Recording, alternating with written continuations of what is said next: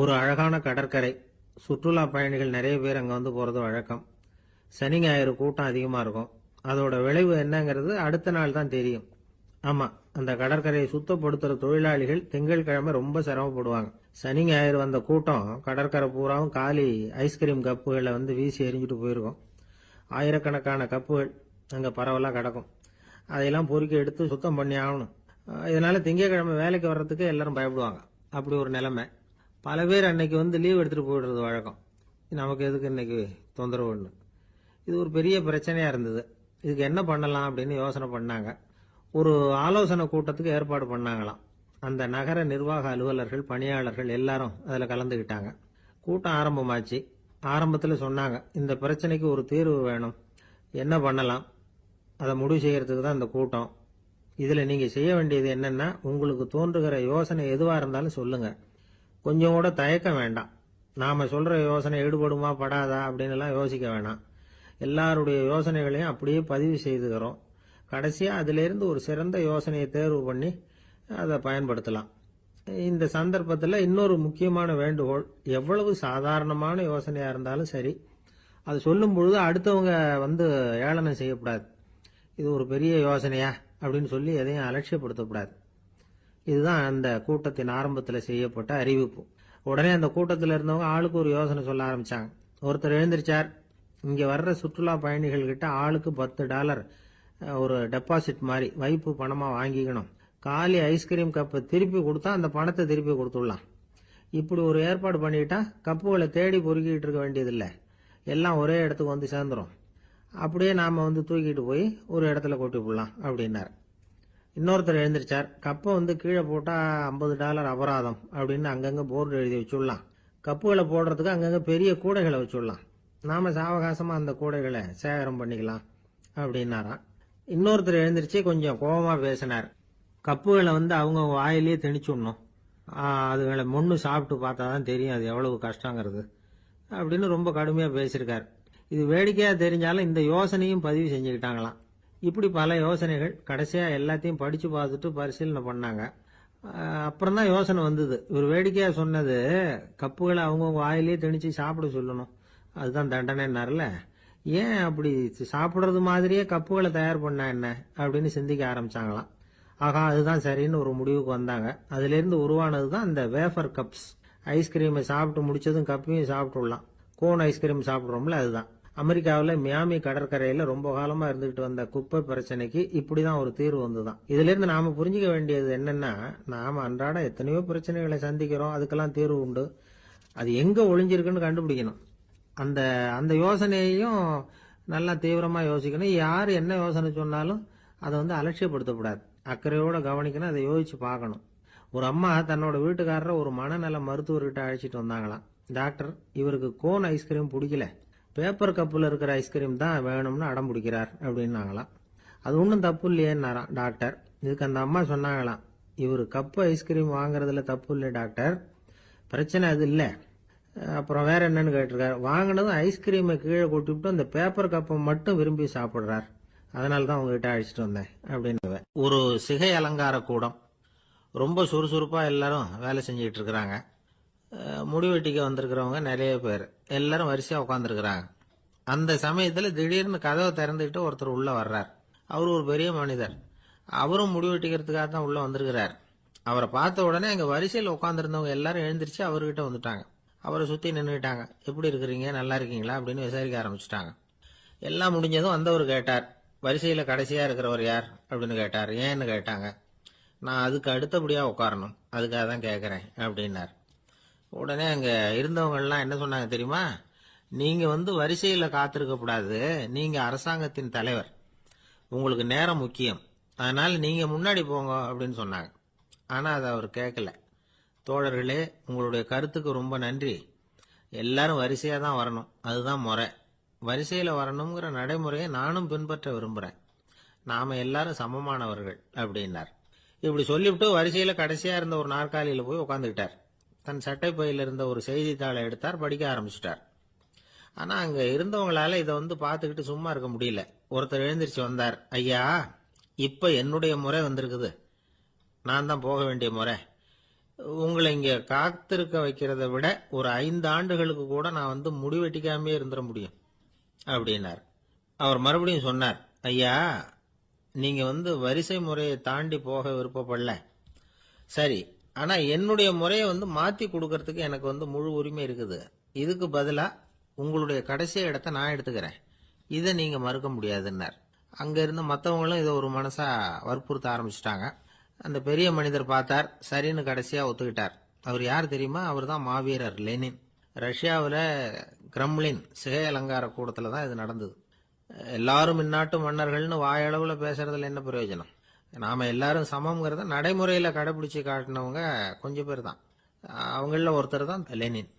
வரிசையில் நின்று வர்றதுங்கிறது ஒரு சிறந்த பண்பு, உயர்ந்த பண்பு. இன்னைக்கு பல இடங்கள்ல அது நமக்கு தேவைப்படுது. ஒரு ரேஷன் கடைவாசல், கடை திறக்கிறதுக்கு முன்னாடியே எல்லாரும் வரிசையில் நின்றுட்டாங்க. கடைசியா வந்த ஒருத்தர் கியூவில் முன்னாடி போறதுக்கு முயற்சி பண்றார். ஏற்கனவே நின்றுட்டு இருக்கிறவங்க அவரை முன்னாடி போறதுக்கு விட மாட்டேங்கிறாங்க. கடைசியா போய் நில்லையா அப்படின்னு எல்லாரும் கத்துறாங்க. அது அவர் காதுல வாங்கல. முண்டி அடிச்சுக்கிட்டு முன்னாடி போறதுக்கே முயற்சி பண்ணிட்டு இருக்கிறார். எல்லாரும் சேர்ந்து அவரை வலுக்கட்டாயமா இழுத்து கொண்டாந்து பின்னாடி கொண்டு போய் நிறுத்திவிட்டாங்க. நிறுத்திவிட்டு சொன்னாங்க, அதை பாருப்பா, நாங்க இருக்கிற வரைக்கும் நீங்க முன்னாடி போய் எதையும் வாங்க முடியாது, தெரிஞ்சுக்கோ அப்படின்னாங்க. இப்போ அந்த ஆள் சொன்னாராம், நான் இங்க பின்னாடி நிக்கிற வரைக்கும் நீங்களும் எதுவும் வாங்க முடியாது அப்படின்னாராம். ஏன்னு கேட்டிருக்கிறாங்க. நான் தான் அந்த கடையை திறக்க வேண்டிய ஆள் அப்படின்னு கேட்டான். ஒரு நாள் ராமர் அரசவையில உட்கார்ந்துருக்கிறார். ராமராஜ்யம் நடந்துகிட்டு இருந்த நேரம். அந்த சமயத்துல ஒரு நாய் அரச சபைக்கு வந்துதான். அது தலையில அடிபட்டு ரத்தம். அந்த கோலத்துல அது அங்க வந்தது. எல்லாரும் ஆச்சரியமா அதை பார்த்தாங்க. ராமரும் அந்த நாயை பார்த்தார். நீங்க வந்த காரியம் என்ன, என்ன நடந்தது, எதுவா இருந்தாலும் பயப்படாம சொல்லு அப்படின்னார். உடனே அந்த நாய் மெதுவா சொல்ல ஆரம்பிச்சுதான். ஐயா, நான் தெருவில் போய்கிட்டு இருந்தேன். வழியில ஒருத்தர் வந்தார். அவர் வேத சாஸ்திரம்லாம் படிச்ச பெரியவர். அவர் எந்த காரணமும் இல்லாம அவர் கையில வச்சிருந்த குச்சியால என் தலையில அடிச்சுட்டார். அதுதான் தலையில ரத்தம். இதை நீங்க விசாரிச்சு தகுந்த தீர்ப்பு வழங்கணும் அப்படின்னு தான் அந்த நாய். ராமர் பார்த்தார். உடனே தன்னுடைய காவலர்களை அனுப்புனார். அந்த ஆளை எங்க இருந்தாலும் போய் கொண்டுட்டு வாங்க அப்படின்னு விட்டார். காவலர்கள் போனாங்க. அந்த ஆளை பிடிச்சி கொண்டு வந்துட்டாங்க. அரண்மனைக்கு வா அப்படின்னு சொல்லி கூப்பிட்டுட்டு வந்துட்டாங்க. என்ன நடந்ததுன்னு விசாரிச்சார் ராமர். அதுக்கு அந்த ஆள் சொன்னார், நான் வீதி வழியா வந்துகிட்டு இருந்தேன். குறுக்க இந்த நாய் வந்தது. நான் அவசரமா போய்கிட்டு இருந்தேன். இது எனக்கு வழி விடாம குறுக்க பூந்து இடைஞ்சல் பண்ணிச்சு. எனக்கு கோபம் வந்துட்டுது. அதனால அடிச்சுட்டேன். வேத சாஸ்திரம் படிச்ச நான் என் வசம் இழந்து கோபப்பட்டது பெரிய தப்பு தான். அதை நான் ஒத்துக்கிறேன். குற்றத்தை ஒப்புக்கொள்றேன். எனக்கு என்ன தண்டனை கொடுக்கணுமோ அதை கொடுங்க, ஏத்துக்கிறேன் அப்படின்னு விட்டார். சரி, இப்ப அந்த ஆளுக்கு தண்டனை கொடுக்கணும். என்ன தண்டனை கொடுக்கறது யோசனை பண்ணார் ராமர். அதையும் அந்த நாய்கிட்டயே கேட்டார். நீயே சொல்லு, என்ன தண்டனை கொடுக்கலாம் இவருக்கு அப்படின்னார்.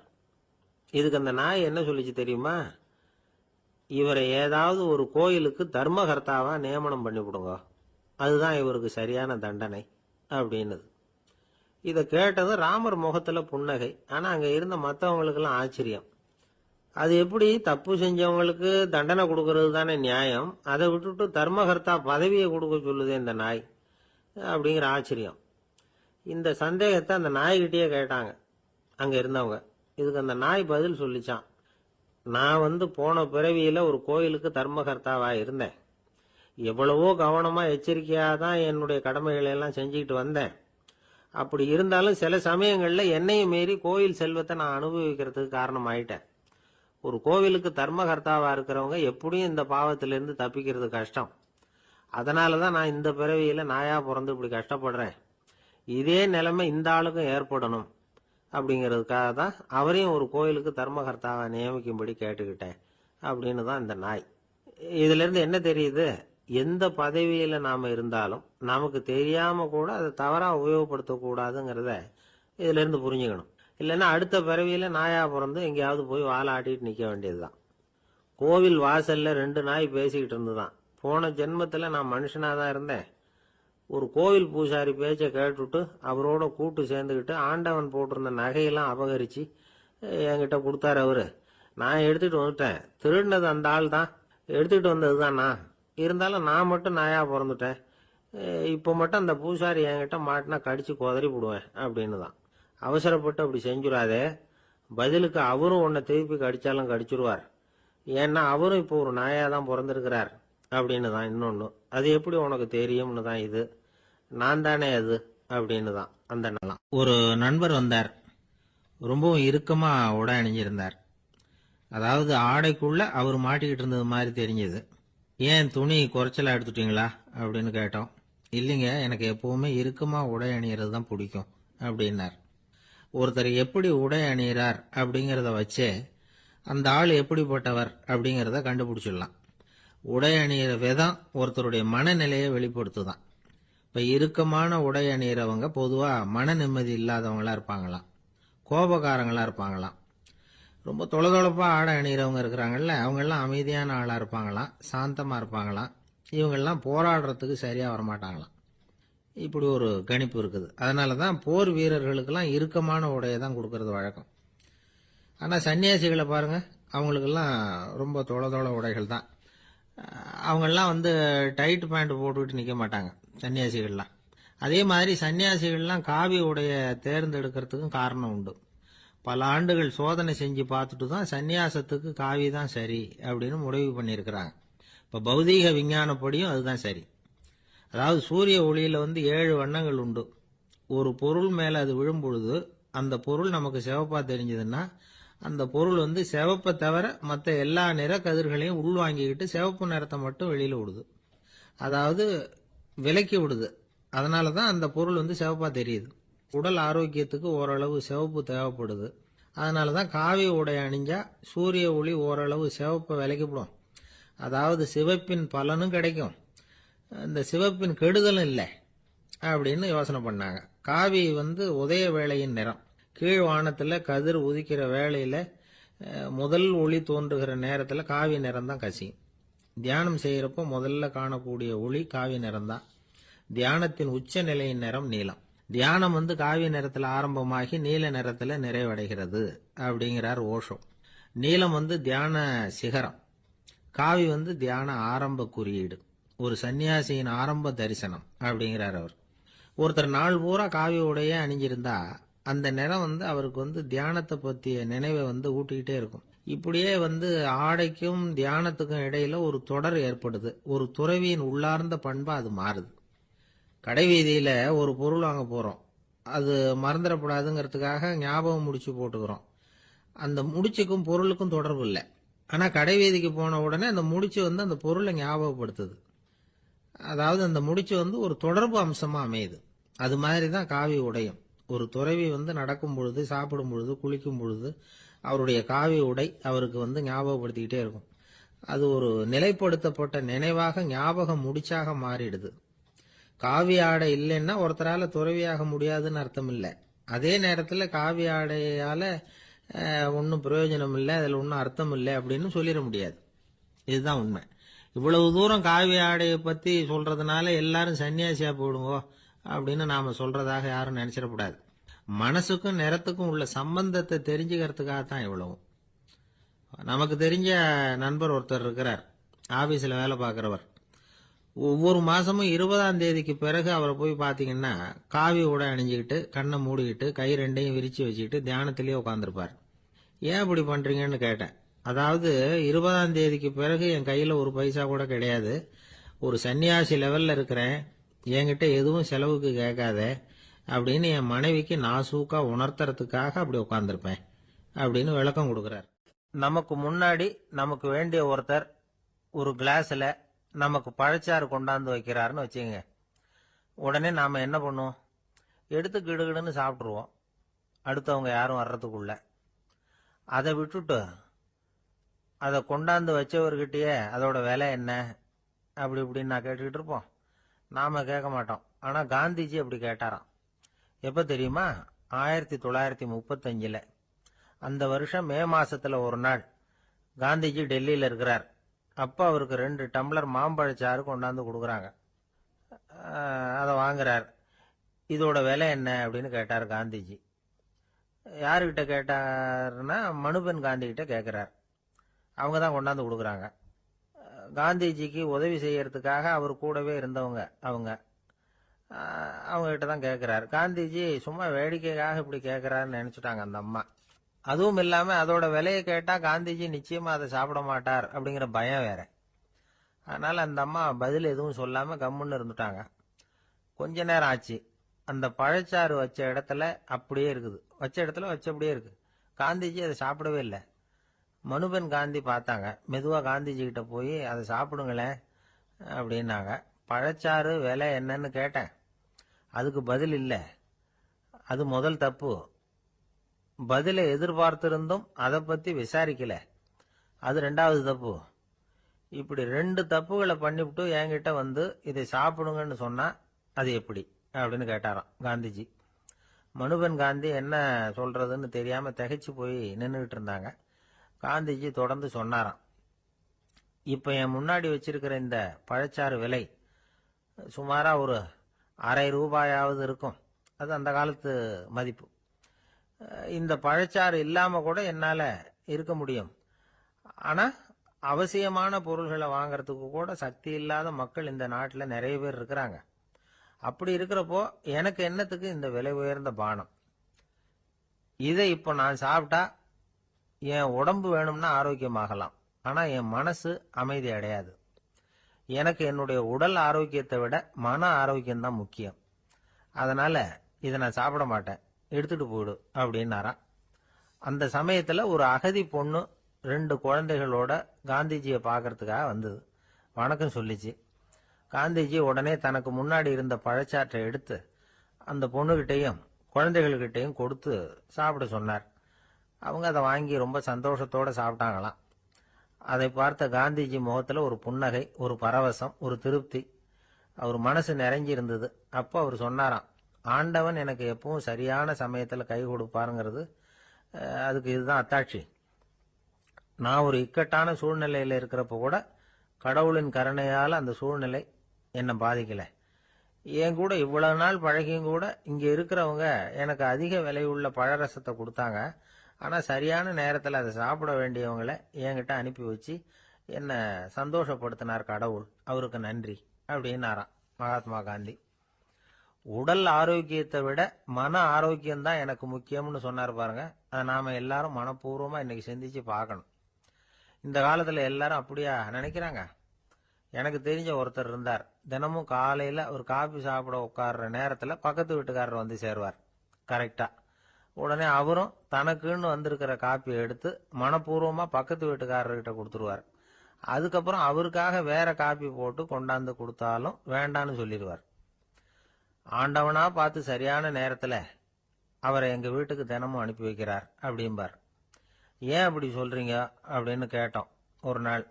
அதுக்கு அவர் சொல்றார், எனக்கு என்னோட உடல் ஆரோக்கியம்தான் முக்கியம். இத கடவுள் புரிஞ்சுக்கிட்டு எங்க வீட்டு காப்பியை சாப்பிடுறதுக்கு தினமும் அடுத்த வீட்டுக்காரனை அனுப்பி வைக்கிறார் அப்படின்னாரு. கணவன் மனைவி அன்பா இருக்கணும், ஒருத்தர் நல்லா புரிஞ்சுக்கணும், விட்டு கொடுக்கற மனப்பான்மை வேணும். அதுதான் ஒரு நல்ல குடும்பம். இன்னைக்கு பல குடும்பங்கள்ல அர்த்தமில்லாத சண்டைகள் தான் அதிகம். கிராமப்புறங்கள்ல வேடிக்கையா ஒரு கதை சொல்லுவாங்க. ஒரு ஊர்ல ஒரு ஆள் இருந்தான்.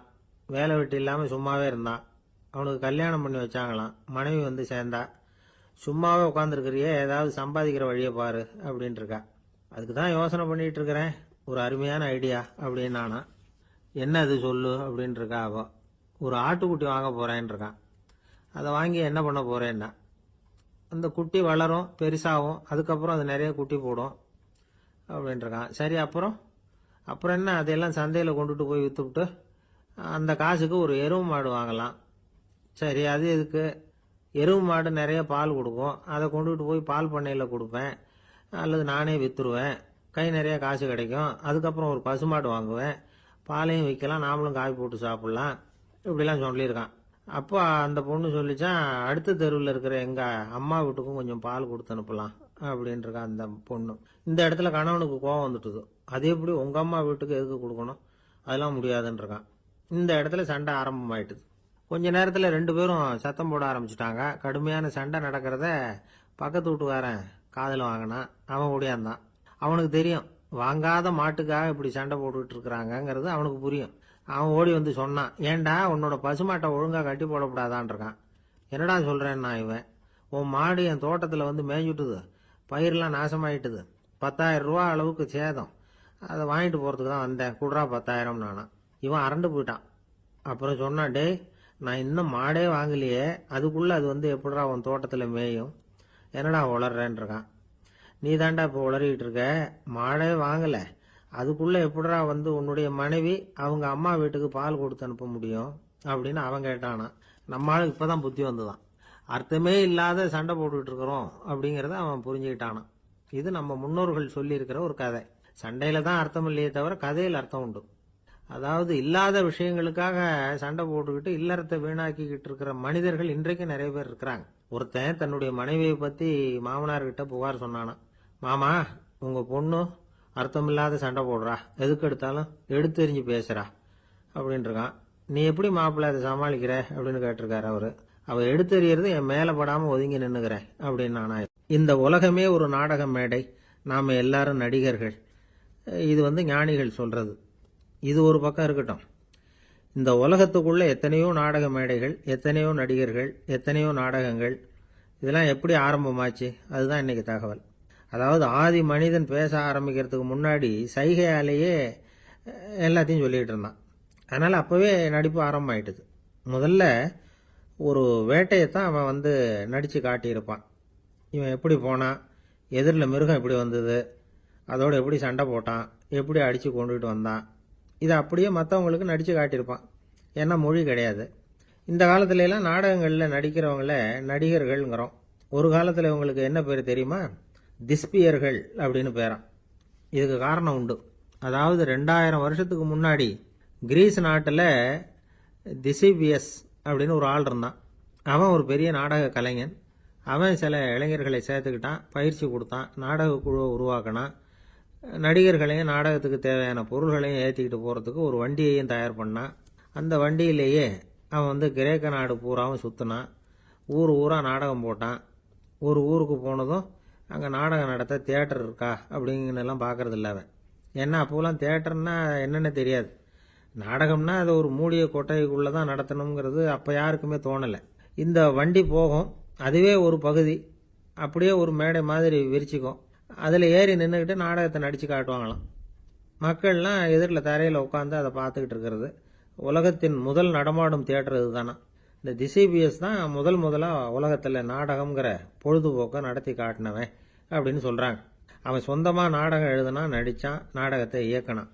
அதனால தான் அவனை வந்து first man of the theatre அப்படின்னு சொல்லுவாங்க. அவன் தான் நாடக மேடையின் முன்னோடி. கிரேக்கர் காலத்திலேயே நாடக ஆசிரியர்கள், நடிகர்கள், ரசிகர்கள் இவங்கெல்லாம் உருவாயிட்டாங்களாம். நாடகத்தின் சரித்திரத்தில் இந்த 3 பிரிவும் ரொம்ப முக்கியம். அதாவது கிரேக்க தியேட்டர்கள்லாம் திறந்த வெளி மேடைகள் தான். பெரும்பாலும் மலைச்சரிவுகள், அதுவே படிப்படியாக பண்ணியிருப்பாங்க. கீழே அரைவட்ட வடிவில் மேடை, அதுக்கு ஆர்கெஸ்ட்ரான்னு பேர். பிற்காலத்தில் இதில் உட்காந்து இசைக்குழுவினர் வந்து வாய்ச்சதுனால இசைக்குழுவுக்கே ஆர்கெஸ்ட்ராங்கிற பேர் வந்துட்டுது. இப்போ கிரேக்க தியேட்டர்களில் ஒன்று, அதோட காலம் வந்து கிமு 340. அதை இன்னமும் பாதுகாத்து வச்சிருக்கிறாங்களாம். எபிடாரஸ் அப்படிங்கிற இடத்துல அது இருக்குதான். இன்னமும் அந்த தியேட்டரை பயன்படுத்திக்கிட்டு வர்றாங்களாம். சிறந்த கிரேக்க நாடகங்கள்லாம் அங்கே நடிக்கிறாங்களாம். ஆரம்ப காலத்திலேயே கட்டணம் கிடையாது, அப்புறம் பின்னாடி தான் நுழைவு கட்டணம்லாம் அப்படியே வந்துட்டு தான். நடிகர்கள் வந்து பளபளப்பான ஆடைகள் உடுத்தியிருப்பாங்களாம், இந்த குதிகால் உயர்ந்த காலணிகள் போட்டிருப்பாங்களாம். இதெல்லாம் பழைய குறிப்புகள். பலவிதமான உருவங்களில் மாஸ்க் அப்படின்னு சொல்லப்படுற முகமூடி, அதனால் ஒரே நடிகர் பல வேடங்களில் நடிக்கிறது உண்டான். ஆரம்பத்தில் பெண் நடிகர்கள் கிடையாது, எல்லாம் ஆண் நடிகர்கள் தான். ரோமானியர்கள் தான் முதல் நிரந்தர நாடக மேடையை கட்டினவங்க. அதுதான் முதல் தியேட்டர். கிமு 1048 காலகட்டத்தில் பாம்பிங்கிற நகரத்தில் அதை கட்டியிருக்கிறாங்களாம். கிரேக்க ரோமானிய தியேட்டர்களின் அடிப்படையிலேயே இந்த இத்தாலிய வடிவ அமைப்பாளர்கள் இந்த குதிரை லாட வடிவில் ஒரு ஆடிட்டோரியத்தை உருவாக்கினாங்களாம். இப்படி அதை பற்றி நிறைய தகவல் இருக்குது. 1576 லண்டனில் இந்த வின்ஸ்பர்ரி, அப்புறம் இந்த பில்ட்ஸில், அப்புறம் ஜேம்ஸ் இப்படிங்கிறவர் முயற்சியால் தான் இங்கிலாந்தில் முதல் தியேட்டர் உருவாச்சான். அப்படி ஒருத்தர் இருந்தாராம். உலக நாடக மேடையின் வரலாறு இதுதான். அதாவது இப்பெல்லாம் அறிவியல் வளர்ச்சி அதிகமாயிட்டுது, திரைப்படம், தொலைக்காட்சி எல்லாம் வந்தாச்சு. ஒவ்வொரு வீடுமே ஒரு குட்டி தியேட்டர் மாதிரி ஆயிட்டுது. தொலைக்காட்சி முன்னாடி உட்காந்து எழுந்திருக்கவே மனசு வர்றதில்லை. ஒரு அம்மா ஒரு மனோதத்துவ டாக்டரை தேடிட்டு வந்தாங்களாம் இந்த காலத்தில். டாக்டர், எங்கள் வீட்டுக்காரர் எப்போ பார்த்தாலும் டிவி முன்னாடி உட்காந்துக்கிட்டு அதையே வெறிச்சு பார்த்துக்கிட்டு இருக்கிறார், உத்து பார்த்துக்கிட்டு இருக்கார், எனக்கு சந்தேகமாக இருக்குன்னாங்களாம். இது மனக்கோளாறு இல்லைங்க, ஆர்வ கோளாறு, அவ்வளவுதான், இதுக்காக பயப்படாதீங்கன்னாராம் டாக்டர். அப்படி இல்லை டாக்டர், டிவி ஓடும் பொழுது நாம் எல்லாம் அதை பார்க்குறோம் சரி, ஆனால் அவர் அப்படி இல்லை, டிவியை நிறுத்தினதுக்கு அப்புறமும் அதையே உத்து பார்த்துட்டு உட்காந்துருக்கிறார், அதனால தான் சந்தேகப்பட்டு உங்ககிட்ட வந்தேன் அப்படின்னாங்களாம். ஒரு ஊரில் ஒரு மன்னன் இருந்தான், கொடுங்கோல் மன்னன். நிறைய தொந்தரவு பண்ணிக்கிட்டு இருந்தான். அவன் ஒரு தடவை என்ன பண்ணான் தெரியுமா? ஒரு தப்பும் பண்ணாத ஒரு இளைஞனை பிடிச்சி ஜெயிலில் அடைச்சுட்டான். அந்த பையனோட சொந்தக்காரங்கள்லாம் ராஜா கிட்ட போனாங்க. அவன் ஒரு தவறும் பண்ணலை, அவனை விடுதலை பண்ணுங்க அப்படின்னு கெஞ்சி கேட்டுக்கிட்டாங்க. மன்னன் யோசனை பண்ணான். அந்த இளைஞனை கூப்பிட்டுக்கிட்டு வர சொன்னான். அவனை கொண்டாந்து ராஜா முன்னாடி நிறுத்தினாங்க. இதை பாருப்பா, உன்னை நான் விடுதலை பண்ணுவேன், ஆனால் ஒரு கண்டிஷன், அந்த நிபந்தனையை நீ நிறைவேற்றினா உனக்கு விடுதலை அப்படின்னா மன்னன். சரின்னு ஒத்துக்கிட்டான் பையன். மன்னன் கண்டிஷன் என்னங்கிறத சொன்னான். உங்ககிட்ட ஒரு செம்மறி ஆட்டை கொடுக்க போறேன், 1 மாசத்துக்கு அதுக்கு தேவையான தீனியையும் கொடுக்க போறேன். 1 மாசம் கழிச்சு அந்த ஆட்டை எடை போட்டு பார்ப்பேன். அந்த ஆட்டின் எடை கொஞ்சம் கூட கூடி இருக்கக்கூடாது. எடை கூடி இருந்தா உனக்கு விடுதலை கிடையாது. என்ன சொல்ற அப்படின்னா. பையனுக்கு ஒன்றும் புரியல, பயமா போயிட்டுது. குழம்பிக்கிட்டே நின்றுகிட்டு இருக்கிறான். சரி, ஒரு நாள் டைம் தரேன், நல்லா யோசனை பண்ணி பார்த்துட்டு நாளைக்கு உன் முடிவை சொல்லு அப்படின்னா மன்னன். பையன் கவலையோட வெளியில வந்தான். அங்க ஒரு பெரியவர் நின்றுகிட்டு இருந்தார். அவர்கிட்ட விஷயத்த சொன்னான். அந்த பெரியவர் இந்த பையனுக்கு காதோட காதா ஒரு வழியை சொல்லி கொடுத்தார். அதை கேட்டதும் பையன் மறுபடியும் மன்னன் முன்னாடி நின்னா, உங்க நிபந்தனையை ஏத்துக்கிறேன்னு சொன்னான். மன்னன் ஒரு ஆட்டுக்குட்டியையும் அதுக்கு 1 மாசத்துக்கு தேவைப்படுற தீவனத்தையும் கொடுக்கும்படியா உத்தரவு போட்டான். கொடுத்தாங்க, ஓடிட்டு போயிட்டான். 1 மாசம் தினமும் தவறாம அந்த தீவனத்தை ஆட்டுக்குட்டிக்கு போட்டுக்கிட்டு இருக்கிறான். 1 மாசம் கழிச்சு அந்த ஆட்டை அரண்மனைக்கு ஓட்டிட்டு போனான். மன்னன் அதை எடை போட்டு பார்க்கறான், எடை கூடவே இல்லை, அப்படியே தான் இருக்குது. உடனே போட்ட நிபந்தனைப்படி அந்த இளைஞனை விடுதலை பண்ணிவிட்டான். சரி, ஆட்டுக்கு எடை கூடாம இருக்கிறதுக்கு அந்த பெரியவர் சொல்லி கொடுத்த யோசனை என்ன அப்படின்னா, அது வேற ஒண்ணும் இல்லை. அந்த ஆட்டுக்கு எதிரில் அது கண்ணுல படுற மாதிரி ஒரு ஓநாயை கட்டி போட சொன்னார். அவ்வளவுதான். ஆட்டுக்கு ஓநாய்ங்கிறது பிறவி பகை. ஓநாயை பார்த்தா ஆடு நடுங்க ஆரம்பிச்சிரும், அவ்வளவு பயம். தினமும் அந்த ஆடு பயந்துகிட்டே தீனி சாப்பிட்டுது, எடை கூடல. அதுதான் ரகசியம். இது சின்ன பிள்ளைங்களுக்கான ஒரு கதை. இதுல இருந்து தெரிஞ்சுக்க வேண்டிய உண்மை என்னன்னா, நாமெல்லாம் சாப்பிடுறப்ப மனசும் உடம்பும் அமைதியா இருக்கணும். அப்பதான் அது உடம்புல ஒட்டும். அவசரத்திலையும் பயத்திலையும் சாப்பிட்டா அது சரியா ஜீரணம் ஆகாது. இன்னொரு ராஜா இருந்தார். அவரும் ஒரு இளைஞனை ஜெயிலில் அடைச்சு விட்டார். விடுதலை பண்ணணும்னா ஒரு கண்டிஷன்னார். என்னன்னு கேட்டான். ஒரு ஆட்டுக்குட்டியை அவன் முன்னாடி கொண்டாந்து நிறுத்துவேன், நீ அதுகிட்ட ஒரு கேள்வி கேட்கணும், அதுக்கு சரியான பதிலை சொல்லணும், அப்படி செஞ்சுட்டா உனக்கு விடுதலைன்னார். இளைஞன் யோசனை பண்ணி பார்த்தான். சரின்னு ஒத்துக்கிட்டான். அது பிரகாரமே ஆட்டுக்குட்டிய பதில் சொல்ல வச்சுட்டான். என்ன நடந்தது தெரியுமா? ஆட்டுக்குட்டியை கொண்டாந்து நிறுத்தினாங்க. இவன் மெதுவா அதுகிட்ட போனான். அது காதுகிட்ட போய் ஏப்ரலுக்கு அடுத்த மாசம் என்ன மாசம்னு கேட்டான். அது உடனே மேன்னு கத்திச்சு. இவன் விடுதலை ஆயிட்டான். ஒருத்தர் குதிரை ரேஸுக்கு போனார், பணம் கட்டினார், தோத்து போயிட்டார். மறுபடியும் போனார், பணம் கட்டினார், தோத்து போனார். அடுத்த தடவையும் பணம் கட்ட போனப்போ அவரை தடுத்து கேட்டோம், ஏன் சார், ஏற்கனவே விட்டது போதாதா, இன்னமும் இருக்கிறத விடணுமா அப்படின்னு கேட்டோம். விட்டதையெல்லாம் மொத்தமா எடுக்க வேணாமா சார், அதுக்காக தான் தொடர்ந்து பணம் கட்டுறேன்னாரு அவரு. இவரை திருத்துறது ரொம்ப கஷ்டம். இது ஒரு மனநோய். மனநோய்கள்ல பல வகை உண்டு. மனநோய்கள் பிரிவு அட்டவணையில சூதாட்டம்ங்கிறது அவதியுறும் நோய் அப்படிங்கிற தலைப்புல வருது. சூதாட்டம் 2 வகைப்படும்னு சொல்றாங்க உளவியல் நிபுணர்கள். ஒரு வகை எப்படின்னா, நண்பர்களோட சேர்ந்துகிட்டு மகிழ்ச்சியும் கிளர்ச்சியும் அடையறதுக்காக ஈடுபடுறது. பிரச்சனைகளை தீர்க்கறதுல ஒரு ஆர்வம், கேளிக்கைக்காக கொஞ்சம் விட்டு பிடிக்கிறது அப்படிங்கிற மனுஷனுடைய அடி மனசுல உள்ள விபரீத பிணைய சுபாவம், இதெல்லாம் அதுக்கு காரணம். இன்னொரு வகை எப்படின்னா, சூதாட்டத்தில் ஈடுபட்டு ஒரு கட்டாய நிலைமைக்கு ஆளாயிடுறது. ஈடுபடு அப்படின்னு மனசு ஒரு வெறித்தன்மையை தூண்டிக்கிட்டே இருக்கும். இப்படிப்பட்டவங்களுக்கு நாம தோத்துக்கிட்டு இருக்கோம்ங்கிறது தெரியும், நாம ஜெயிக்கிறதுக்கான சந்தர்ப்பம் இல்லைங்கிறதும் தெரியும். இதனால நமக்கும் கஷ்டம், நம்ம சுத்தி இருக்கிறவங்களுக்கும் கஷ்டங்கிறதும் புரியும். அப்படி இருந்தும் சூதாடுவாங்க. இதுக்கு காரணம் சூதாடியின் பகற்கனவு அப்படிங்கிறாங்க நிபுணர்கள். இந்த நிலைமைக்கு கட்டாய சூதாட்டம் அல்லது நிர்பந்த சூதாட்டம் அப்படின்னு பேர் வச்சிருக்கிறாங்க. இப்படிப்பட்ட ஆசாமி இருக்கிறது பூரா விட்டுருவான், கடன் வாங்குவான், திருடுவான், இருந்தாலும் என்னைக்காவது ஒரு நாள் ஜெயிச்சிருவேன் அப்படின்னு சொல்லிக்கிட்டே இருப்பான். விட்டதை எடுத்துருவேங்கிற ஒரு நம்பிக்கை சுடர் அவனுக்குள்ள எரிஞ்சுக்கிட்டே இருக்கும். இவனை மனநோயாளி அப்படின்னு சொல்லிட முடியாதான். என்ன காரணம்னா, இது மாதிரி ஆளுங்க கிட்ட மன போராட்டமோ கவலையோ பதட்டமோ இருக்கிறது இல்ல. சில விசேஷமான குணங்கள் இவங்க கிட்ட உண்டு. எதிர்ப்பு உணர்ச்சி, சிறுபிள்ளைத்தனம், சட்ட திட்டங்களையும் சம்பிரதாயங்களையும் உட தெரியாத மனப்போக்கு, பொறுப்பில்லாத தன்மை, நெறி தவறி நடக்கிறது எல்லாம் இவங்க கிட்ட உண்டு. ஆனா வெளிப்பார்வைக்கு ரொம்ப சிநேகமா இருப்பாங்க, அன்பா இருப்பாங்க, அப்படி இருக்கிறதாக காட்டிக்குவாங்க. ஆதாயம், சுயலாபம் இதெல்லாம் கருதி தான் பழகுவாங்க. இவங்க கேட்கறப்ப நாம பணம் கொடுக்கலன்னு வச்சுக்கோங்க, நம்மளை கை விட்டுருவாங்க. நம்ம மேல அவாண்டமா பழி சுமத்துறது கூட தயங்க மாட்டாங்க. தங்களுடைய சூதாட்ட நடவடிக்கைகளுக்கு சாதகமான காரணங்களை சொல்லிட்டு இருப்பாங்க. நீ வேணும்னா பாரு, ஒரே நாள்ல நான் இழந்ததையெல்லாம் மீட்டு லட்சாதிபதி ஆறனா இல்லையா பாரு அப்படிம்பாங்க. தோத்து போறத ஒரு படிப்பினையா இவங்க எடுத்துக்கிறதே இல்லை. தோத்து போறதுலேயே இவங்களுக்கு ஒரு அலாதியான சுகம். தனக்குத்தானே துன்பத்தை வரவழைச்சிக்கிட்டு இன்பம் அடையிறதுக்கு தன்வதை சுகம் அப்படின்னு பேர். இவங்கெல்லாம் அந்த ரகம். சில பேர் எப்படி தெரியுமா, மந்திர எண்ணங்களை வரவழைச்சிக்கிறது, சூதாடுறதுக்காக ஆபீஸ்ல கையாடல் பண்றது, அடுத்தவங்க கிட்ட இருந்து திருடுறது. இந்த மந்திர எண்ணம் தீவிரமாச்சுன்னா ஒரு மாதிரியா பேச ஆரம்பிச்சிருவாங்க. தோல்விதான் சார் வெற்றிக்கு முதல் படியும்பாங்க. தன்னால பகடக்காய்களையும் குதிரை ஓட்டிகளையும், அதாவது இந்த ஜாக்கிகள், அதெல்லாம் கட்டுப்படுத்த முடியுங்கிற பித்து நிலைக்கு இவங்கெல்லாம் தள்ளப்பட்டுருவாங்க.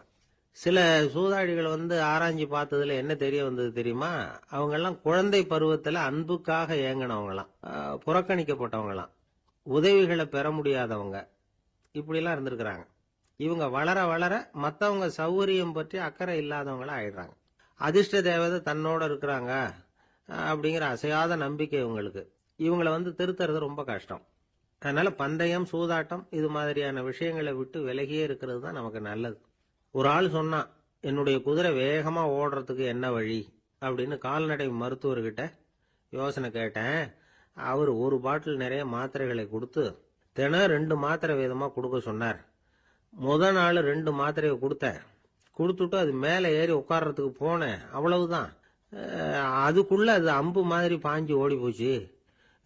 நான் இன்னும் உட்காரவே இல்லை, அதுக்குள்ள பாஞ்சு ஓடி போச்சு அப்படின்னா. அடடா, அப்புறம் நீங்க என்ன பண்ணீங்க அப்படின்னு கேட்டாங்க. என்ன பண்றது, மீதி மாத்திரை பூராவே நான் முழுங்கி விட்டு அதுக்கப்புறம் துரத்தி பிடிச்சி அது மேலே ஏறி உட்கார்ந்தேன் அப்படின்னா அவன். ஒரு நீதிமன்றம், அங்க ஒரு கொலை வழக்கு சம்பந்தமா விசாரணை நடந்துகிட்டு இருக்குது. அந்த வழக்கறிஞர் ரொம்ப தீவிரமா வாதாடிக்கிட்டு இருக்கிறார். தன்னுடைய கட்சிக்காரர் நிரபராதிங்கிறது அவருக்கு நல்லா தெரியும். அதனாலதான் அவர் சார்பா வாதாடுறதுக்கே ஒத்துக்கிட்டார். அப்படி அவர் மும்முரமா வாதாடிக்கிட்டு இருக்கிற சமயத்துல அவசரமா தந்தி ஒண்ணு சேர்ந்தது. அதை வாங்கி படிச்சு பார்த்தார். அதுக்கப்புறம் அதை மடிச்சு தன்னுடைய கோட்டு பையில வச்சுக்கிட்டு தொடர்ந்து வாதாட ஆரம்பிச்சிட்டார். பேசி முடிச்சாரு. அதுக்கப்புறம் அங்க கோர்ட்ல இருந்த சக வக்கீல்கள் அவர்கிட்ட வந்தாங்க. தந்தி ஒண்ணு வந்ததே, என்ன விஷயம் அப்படின்னு விசாரிச்சாங்களாம். அப்போ அவர் சொல்லியிருக்கிறார், ஊர்ல சிகிச்சைக்காக போயிருந்த என்னுடைய மனைவி இறந்து போனதா தந்தி வந்திருக்குது அப்படின்னாராம். மற்ற வக்கீல்களுக்கு அதிர்ச்சி. என்னங்க இது, மனைவி இறந்ததை விட கேஸ் முக்கியமா உங்களுக்கு அப்படின்னு கேட்டிருக்கிறாங்க. இறந்து போன என் மனைவி மறுபடியும் திரும்பி வர போறதில்ல. ஆனா என்னுடைய கட்சிக்காரர் ஒரு கொலை வழக்கில் மாட்டிக்கிட்டார். அவரோ நிரபராதி. அவர் உசுரை நான் காப்பாற்ற வேணாமா? இதுதான் என்னுடைய கடமை அப்படின்னாராம். இப்படி இவர் சொன்னதும் எல்லாரும் அப்படியே திகைச்சு போய் நின்னுட்டாங்களாம். சரி, கடமைக்கு முக்கியத்துவம் கொடுத்த அந்த வழக்கறிஞர் யார் தெரியுமா?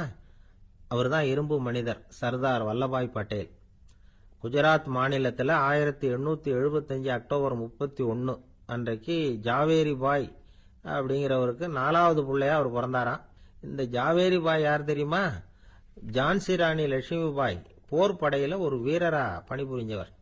இளம் வயசுல வல்லபாய் படேல் ரொம்ப சிரமப்பட்டு படிச்சிருக்கார். விடாமுயற்சி வெற்றியை கொடுத்தது. கல்லூரியிலையும் காலடி வச்சார். அதுக்கப்புறம் வக்கீல் பட்டத்தையும் வாங்கினார். பிரிட்டிஷ் ஆட்சி நடந்துகிட்டு இருந்த சமயம் குஜராத்தை சேர்ந்த பர்டோலி தாலுகாவில் விவசாயிகள் மேல அரசாங்கம் திடீர்னு நில வரிய வசதி விட்டுதான். ஏழை விவசாயிகள் ரொம்ப கஷ்டப்பட்டிருக்காங்க. அரசாங்கம் வரி செலுத்தாத விவசாயிகளின் நிலங்களை எல்லாம் ஜப்தி செஞ்சுதான். அரசாங்கத்தை எதிர்க்கிறவங்களை எல்லாம் கைது பண்ணி சிறையில அடைச்சுட்டாங்களாம். சில பேர் வீடு வாசல் ஆடு மாட்டையெல்லாம் வித்து கூட வரி கட்ட வேண்டிய நிலைமைக்கு ஆளாயிட்டாங்க. வழக்கறிஞர் வல்லபாய் படேல் நில வரியை உடனே ரத்து பண்ணணும் அப்படின்னு பம்பாய் கவர்னருக்கு ஒரு கடிதம் எழுதினார். எந்த பலனும் இல்லை. உடனே எல்லா விவசாயிகளையும் அணி திரட்டினார். அதுக்கு தானே தலைமை தாங்கினார். சத்தியாகிரகம் நடத்தினார். அந்த பகுதியில் எந்த வேலையும் நடக்கல. வேற வழி இல்லை. ஆட்சியாளர்கள் உடனே வரியை ரத்து பண்ணாங்க. சிறையில் இருந்தவங்களெல்லாம் வெளில விட்டாங்க. 1928 ஆகஸ்ட் 6 சர்க்காருக்கும் விவசாயிகளுக்கும் இடையில ஒரு உடன்பாடு ஏற்பட்டது. அதுக்கப்புறம் தான் நிலைமை சரியா போச்சான். வல்லபாய் பட்டேலின் பொது சேவையை பாராட்டின பொதுமக்கள் அவருக்கு சர்தார் அப்படிங்கிற பட்டத்தை கொடுத்தாங்களாம். சர்தார்னா தலைவர் அல்லது தளபதினு அர்த்தம். இரும்பு மனிதர்னு இவருக்கு பேரு. இருந்தாலும் நகைச்சுவை உணர்வும் இவருக்கு நிறைய உண்டு. ஒரு தடவை ஒரு பத்திரிகை நிருபர் வந்திருக்கார். சர்தார் பட்டேல் கிட்ட அவருக்கு பிடிச்ச பண்பாடு கலாச்சாரம் எது அப்படின்னு கேட்கணும்னு ஆசை. அதனால அவரை பார்த்து கேட்டாராம், ஏங்க உங்களுக்கு பிடிச்ச கல்ச்சர் எது அப்படின்னு கேட்டிருக்கார். இதுக்கு சர்தார் பட்டேல் சொன்ன பதில் என்ன தெரியுமா? எனக்கு பிடிச்ச கல்ச்சர் அக்ரிகல்ச்சர் அப்படின்னு. ஒரு அப்பாவுக்கு 2 பிள்ளைங்க. மூத்தவன் ரொம்ப அடக்கம். அப்பா எது சொன்னாலும் கேட்பான். பெரியவங்களுக்கு கீழ்ப்படிஞ்சு நடப்பான். இளையவன் அப்படி இல்லை. தான் நினைச்சதை தான் சொல்லுவான், செய்வான். அடுத்தவங்க சொல்றதை கேட்க மாட்டான், அடங்கி நடக்க மாட்டான். இந்த 2 பேர்ல யாரை உங்களுக்கு பிடிக்கும்? பெரியவனை தான் பிடிக்கும். ஏன்னா அவன் தான் சொல்ற பேச்சை கேட்கறவன் அப்படின்னு சொல்லுவீங்க. ஆனா ஒரு ஞானி என்ன சொல்றாரு தெரியுமா? ஒரு குழந்தை அதன் அறிவுக்காக மதிக்கப்பட வேண்டுமே தவிர அதனுடைய கீழ்ப்படியும் தன்மைக்காக அல்ல அப்படிங்கிறார். நம்ம குழந்தைகளை சுயமா சிந்திக்கிறதுக்கு நாம விடுறதில்ல. மற்றவங்களை பார்த்து காப்பி அடிக்கிறதுக்கு தான் நாம அவங்களுக்கு கற்றுக் கொடுக்குறோம். புகழ்பெற்ற மனிதர்கள் சிலருடைய பேரை சொல்லி நீயும் அவர் மாதிரி ஆகணும், இவர் மாதிரி ஆகணும் அப்படின்னு சொல்லிட்டே இருக்கிறோம். குழந்தைகள் தங்களுடைய தனித்தன்மையை வளர்த்துக்கிறதுக்கு நாம தடையா இருக்கிறோம். ஒரு குழந்தைகிட்ட அனாவசியமா நம்பிக்கையை வளர்த்துடக்கூடாது. எந்த கோட்பாட்டையும் திணிக்கக்கூடாது. நாம ஏற்கனவே அர்த்தமில்லாத கருத்துக்களையும் கொள்கைகளையும் மனசுல போட்டு நிரப்பி வச்சிருக்கிறோம். இந்த உலகத்துக்கு புதுசா சேர்ந்திருக்கிற ஒரு குழந்தையின் தூய்மையான மனசுல நம்ம கருத்துக்களை அறிமுகம் செய்ய அல்லது திணிக்கிறதுக்கு நமக்கு எந்த அதிகாரமும் கிடையாது. ஒரு குழந்தைய நீ இந்த மதத்தை சேர்ந்தவன் அப்படின்னு பிறந்ததுமே ஒரு முத்திரை குத்தி போடுறோம். இது அதோட சுதந்திரத்தை ஆரம்பத்திலேயே கிள்ளி எறியறது மாதிரி தான். நீங்க ஒரு மதத்தின் வழிமுறைகளை கடைபிடிச்சிட்டு வர்றீங்க, அந்த வழியில போய்கிட்டு இருக்கிறீங்க, சரி, அதனால போறீங்க. அதுக்காக உங்க குழந்தையையும் அதே வழியில தான் வரணும் அப்படின்னு கட்டாயப்படுத்துறதுக்கு உங்களுக்கு என்ன உரிமை இருக்குது? அந்த குழந்தை சுயமா சிந்திச்சு ஒரு முடிவுக்கு வரட்டுமே, அதுக்கு நீங்க ஏன் தடையா இருக்கிறீங்க? நமக்கு உண்மையிலேயே நம்ம குழந்தை மேல அன்பு இருந்தா இது மாதிரி திணிப்பு வேலைகளை செய்யக்கூடாது. திணிப்பு வேலைகள்ல இருந்து குழந்தைகளை காப்பாத்தினா போதும். அதுதான் ரொம்ப முக்கியம். அடுத்த தலைமுறை அற்புதமான தலைமுறையா உருவாகும். நாம தான் சாதி மத சங்கடங்கள்ல மாட்டிக்கிட்டு தவிக்கிறோம். அவங்களாவது சாதி மத வேறுபாடு இல்லாத சமுதாயத்தை பார்க்கட்டுமே, அந்த சௌகரியங்களை அனுபவிக்கட்டுமே. அதுக்கு நாம என்ன செய்யணும்னா ஒன்னும் செய்யாம இருந்தா போதும். ஒரு குழந்தைகிட்ட நம்ம கருத்தை திணிக்கும் பொழுது என்ன ஆகுது தெரியுமா? அது அவனை அவங்கிட்ட இருந்தே அப்புறப்படுத்தி விடுது. அவனுடைய தனித்தன்மையை அழிச்சுடுது. அவனை ஒரு எல்லைக்குள்ள திணிச்சுடுது. இதெல்லாம் அன்புங்கிற பேரால பெற்றோர்கள் செய்யற தப்பு. இதெல்லாம் கேட்டுக்கிட்டு இந்த காலத்துல அப்பா ஒருத்தர் சொன்னார், நான் கருத்துக்களை எல்லாம் என் பையன்கிட்ட திணிக்கிறது இல்லைங்க, ஆனா அதிகமா சாப்பிட சொல்லி கட்டாயப்படுத்துவேன் அப்படின்னார். உங்க வீட்டு சமையல் அவ்வளவு நல்லா இருக்குமான்னு கேட்டாங்க. நல்லா இருந்தா நான் ஏன் அவனை சாப்பிட சொல்லி கட்டாயப்படுத்த போறேன் அப்படின்னு. ஒரு சராசரி மனிதனுடைய இயல்பு என்ன? இன்பம் வந்தா துள்ளி குதிப்பான், துன்பம் வந்தா சோர்ந்து போய் ஒரு மூலையில உட்காந்துருவான். இவன் தான் சராசரி மனிதன். ஆனா ஒருத்தன் இன்பம் வந்தா அதுக்காக மகிழ்ச்சி அடையறதில்ல, துன்பம் வந்தா அதுக்காக சோர்ந்து போறதில்ல அப்படின்னு வச்சுக்கோங்க. அப்படி இருந்தா அவன் சாதாரண ஆள் கிடையாது. ஒரு ஊர்ல ஒரு ஞானி இருந்தார். அவரை தேடிட்டு ஒரு பெரியவர் வந்தார். ஐயா, ஞானத்துல சிறந்த ஞானம் எது அப்படின்னு கேட்டாராம். இதுக்கு அந்த ஞானி என்ன பதில் சொன்னார் தெரியுமா? இன்பத்தினால மகிழ்ச்சி அடையாமலும் துன்பத்தினால சோர்வு அடையாமலும் இருக்கிறது தான் அந்த ஞானம், பெரிய ஞானம் அப்படின்னாராம். சரி சுவாமி, அப்படிப்பட்ட ஞானம் உங்களுக்கு எப்படி வந்ததுன்னு கேட்டிருக்காரு இவரு. அதை நான் ஒரு கழுதைகிட்ட இருந்து கத்துக்கிட்டேன் அப்படின்னாராம் அவரு. இவருக்கு ஒன்றும் புரியல. ஒரு மாதிரியா முழிச்சிருக்கிறார். இதை அவர் புரிஞ்சுக்கிட்டார். நீங்க நாளைக்கு காலையில நம்முடைய ஆசிரமத்துக்கு வாங்க, புரிய வைக்கிறேன்னாராம். சரின்னு அவர் போயிட்டார். மறுநாள் காலையில ஆசிரமத்துக்கு சேர்ந்தார். ஞானி அவரை கூப்பிட்டு உட்கார வச்சார். வாங்க இப்படி உட்காருங்க, கொஞ்ச நேரத்துல இந்த வழியா ஒரு கழுதை போகும், அதை கவனிச்சு பாருங்கன்னாராம். இவருக்கு இன்னமும் ஒன்றும் புரியாம போச்சு, ஒரே குழப்பம். இருந்தாலும் அந்த ஞானி சொன்னது மாதிரியே உட்கார்ந்துருக்கிறார். கொஞ்ச நேரத்துல அந்த வழியா ஒரு கழுதை போச்சு. அது முதுக நிறைய அழுக்கு மூட்டைகள், அதை சுமந்துக்கிட்டு போகுது. ஒரு சலவை தொழிலாளி அதை ஓட்டிட்டு போறார். கொஞ்சம் தூரத்துல ஒரு ஆறு இருக்கு. அங்க போய் துணியெல்லாம் சுத்தப்படுத்திக்கிட்டு சாயந்தரமா திரும்பி இந்த வழியாவே வருவாங்க. ஞானி சொன்னது மாதிரியே இந்த பெரியவர் அழுக்கு மூட்டையை சுமந்துக்கிட்டு போற அந்த கழுதையை கவனிச்சார். கழுதை போயிட்டுது. அதுக்கப்புறம் ஞானியை திரும்பி பார்த்தார். இப்ப அந்த ஞானி சொன்னார், சாயந்தரம் வரைக்கும் நீங்க இங்கேயே இருக்கணும்னார். அதே மாதிரி இவர் இருந்தார். சாயந்தரமா அந்த ஞானி சொன்னார், ஐயா இப்ப கொஞ்ச நேரத்துல அந்த கழுதை இந்த வழியா திரும்பி வரும், அதையும் கவனிச்சு பாருங்கன்னார். இவரும் கவனிச்சு பாக்குறார். கழுதை வந்தது. அது முதுகுல சலவை செய்யப்பட்ட துணி மூட்டை. அது பாட்டுக்கு சுமந்துக்கிட்டு போய்கிட்டு இருக்குது. பெரியவருக்கு ஒன்றும் புரியல. பொறுமை இழந்துட்டார். சரி சுவாமி, இந்த கழுதைக்கும் உங்க ஞானத்துக்கும் என்ன சம்பந்தம் அப்படின்னார். இப்ப அந்த ஞானி விளக்கினார். ஐயா, இந்த கழுதை இதே மாதிரி தினமும் காலையில அழுக்கு மூட்டைகளை சுமந்துக்கிட்டு ஆத்துக்கு போகுது. மாலையில வெண்மையான சுத்தமான துணிகளை சுமந்துக்கிட்டு திரும்பி ஊருக்கு போகுது.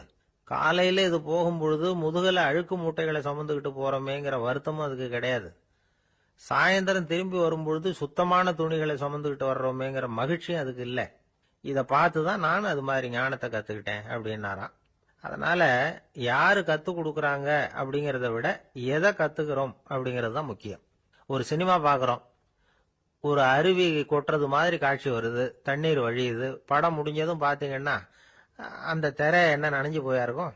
ஒரு தீப்பிடிச்சு எரியிற காட்சியை சினிமாவில் பாக்குறீங்க. காட்சி முடிஞ்சதும் அந்த வெண் திரையே கருகி போயா இருக்கும். படத்துல வர்ற தண்ணீரும் நெருப்பும் அந்த திரையை பாதிக்கிறது இல்ல. நாம அந்த திரை மாதிரி இருக்கிறதுக்கு கத்துக்கணுமா. அந்த பக்குவம் வந்துட்டதுன்னா இன்பமும் துன்பமும் நம்ம எதுவும் செய்யாது. ஒரு சினிமாவை பாக்குற வரைக்கும் சிரிக்கலாம், அழலாம். பார்த்துட்டு வெளியில வரும்பொழுது அழுதுகிட்டே வரக்கூடாது. ஒருத்தர் வந்தார். அப்படி படம் முடிஞ்சு வெளியில வரும்பொழுது அருவி மாதிரி கண்ணீர் சிந்திக்கிட்டே வரார். ஏன் சார் படம் அவ்வளவு சோகமா அப்படின்னு கேட்டார். இன்னொருத்தர், இல்ல சார், கூட்டம் ரொம்ப குறைச்சல் சார். மொத்தம் படம் பார்க்க வந்தவங்களே 15 பேர் தான் சார் அப்படின்னார் கண்ணீரை தொடச்சிக்கிட்டே. அதுக்கு நீங்க ஏன் சார் அழறீங்கன்னு கேட்டார் அவரு.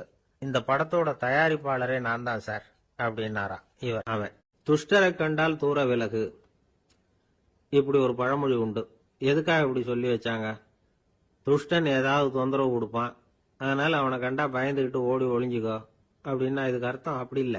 ஒரு துஷ்டன் கிட்ட நெருங்கி போறோம்னு வச்சுக்கோங்க, அவன் நமக்கு கெடுதலான ஆலோசனைகள் எதையும் சொல்லலாம், அல்லது அவன் தீய உணர்வுகள் உள்ளவனா இருக்கலாம், அல்லது தீய செயல்கள் செய்யக்கூடியவனா இருக்கலாம், அல்லது தீய நட்புனால அவன் ஏற்கனவே கெட்டு போனவனா கூட இருக்கலாம். இப்படிப்பட்டவனை நெருங்கி போனா அவனோட பாதிப்பு நமக்கும் வந்துடும். அதனால விலகி போ அப்படின்னு சொல்றாங்க. இதையே கொஞ்சம் விவரமா இப்ப பாப்போமே. இப்ப இந்த துஷ்டர்களை 4 வகையா பிரிக்கிறாங்க. இந்த 4 வகைக்கும் உதாரணம் வேணும்னா வேற எங்கேயும் போக வேண்டியதில்லை. மகாபாரதத்தை பார்த்தாவே போதும். அதுல இந்த 4 வகையான தீயோரும் வர்றாங்க. முதல் வகைக்கு உதாரணம் சகுனி. இவன் மனசுல எப்பவும் தீய எண்ணங்கள் தான் நிறைஞ்சிருக்கும். கனவுல கூட தீய ஆலோசனைகள். யாராவது ஒருத்தர் நல்லபடியா வாழ்ந்தா அதை இவனால சகிச்சுக்க முடியாது. இப்படிப்பட்டவனோட நெருங்கிய தொடர்பு துரியோதனனுக்கு கிடைச்சது. துரியோதனன் எப்படின்னா, அவன் ஏற்கனவே தீய காரியங்கள் செய்யறதுக்கு தயங்காதவன். அப்படிப்பட்டவனுக்கு தீய போதனைகள் செய்யறதுக்கு சகுனி உதவுனான்.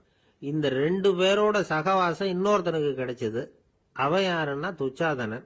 அவன் தீய நடத்தை உள்ளவன். இந்த 3 பேரும் ஒண்ணு சேர்ந்தா என்னத்துக்கு ஆகும்? உலகமே கெட்டு போடும்ல. இந்த 3 துஷ்டர்களோட நல்லவன் ஒருத்தன் சேர்ந்தான். அவன் தான் கர்ணன். கர்ணன் இயல்பாவே உத்தம குணம் உள்ளவன்.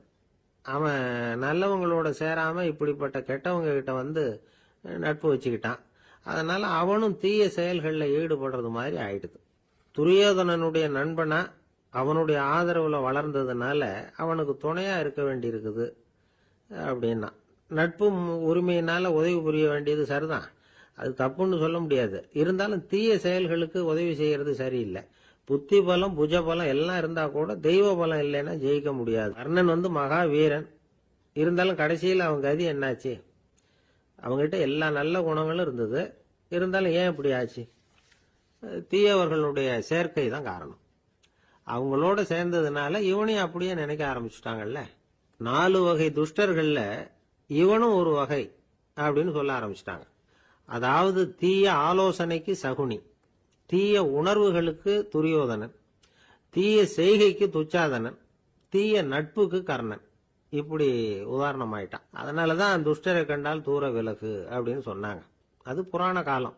இப்பெல்லாம் நிலைமை கொஞ்சம் வேற விதமா இருக்குது. அன்னைக்கு ஒரு நாள் அப்படிதான் ஒரு காட்டு பாதையில யாரோ ஒருத்தர் அடிபட்டு கிடந்தார். யாரோ ஒரு துஷ்டன் அவனை அடிச்சு போட்டுட்டு போயிட்டான் போல இருக்கு. அந்த வழியா போன ஒருத்தர் பரிதாபப்பட்டு அவனை போய் தூக்குனார். ஆறுதல் சொன்னார். இத பாருங்க, இந்த வழியா எப்பவும் தனியா வரக்கூடாது. ஏன்னா இங்க ஒரு ரவுடி இருந்துகிட்டு வர்றவங்க போறவங்களெல்லாம் வழிப்பறி பண்ணிட்டு இருக்கிறதா கேள்விப்பட்டிருக்கிறேன் அப்படின்னாராம். இனிமே அப்படி கேள்விப்பட மாட்டீங்க அப்படின்னு அந்த ஆளு. ஏன்னு கேட்டிருக்காரு இவர். அவன் சொல்லியிருக்கான், நான் தான் சார் அந்த ரவுடி. இந்த வழியா போனவங்க கிட்ட தகராறு பண்ணேன். அவங்க தான் என்ன இப்படி அடிச்சு போட்டு என்கிட்ட இருந்த பணத்தை எல்லாம் புடுங்கிட்டு போட்டாங்க சார். காலம் ரொம்ப கெட்டு போச்சு அப்படின்னு ரொம்ப பரிதா.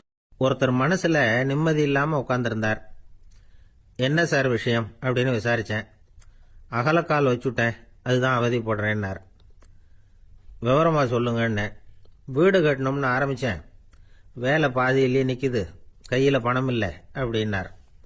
இது மாதிரி ஆசாமிகள் பல பேரை நீங்க பார்த்திருக்கலாம். இவங்கெல்லாம் சுலபமா மன அழுத்தத்துக்கு ஆளாயிடுறாங்க. மன உளைச்சல், அதாவது ஸ்ட்ரெஸ் அப்படின்னு சொல்றோமே, அதுக்கு அடிப்படையான சில காரணங்கள் உண்டு. அதாவது மிகையாக திட்டமிடுதல் அப்படிங்கறதும் ஒரு முக்கியமான காரணம். நடைமுறை சாத்தியம் என்னங்கிறத மனசுல வச்சுக்கிட்டு எந்த திட்டத்தையும் தீட்டணும், அப்பதான் அது சரியா வரும். ரெண்டாவது காரணம் என்ன தெரியுமா? ஒரே நேரத்தில் பல்வேறு செயல்களில் ஈடுபடுறது. தொலைபேசியில் பேசிக்கிட்டே கையில் இருக்கிற கடிதத்தை படிச்சுக்கிட்டே எதிரில் உட்காந்துக்கிட்டு இருக்கிறவருக்கும் அப்பப்போ பதில் சொல்லிக்கிட்டு மனசில் பல்வேறு சிந்தனைகளை அப்படியே ஓட விட்டுக்கிட்டு இருக்கிறது, இதுவும் மன அழுத்தத்தை உண்டாக்குது. மூணாவது காரணம், எதிலேயும் வெற்றி மட்டும் எதிர்பார்க்கிற ஒருதலைப்பட்சமான ஆர்வம். நாம தொட்டதெல்லாம் வெற்றியாவே முடியணும் அப்படின்னு எதிர்பார்க்கிறவங்க ஏதாவது ஒண்ணுல தோல்வியை கண்டா தோண்டு போயிடுறாங்க. எப்படியும் முடியலாம்ங்கிற எண்ணம் ஏற்கனவே நமக்குள்ள இருந்துட்டுதுன்னா அந்த அவஸ்தை வராது.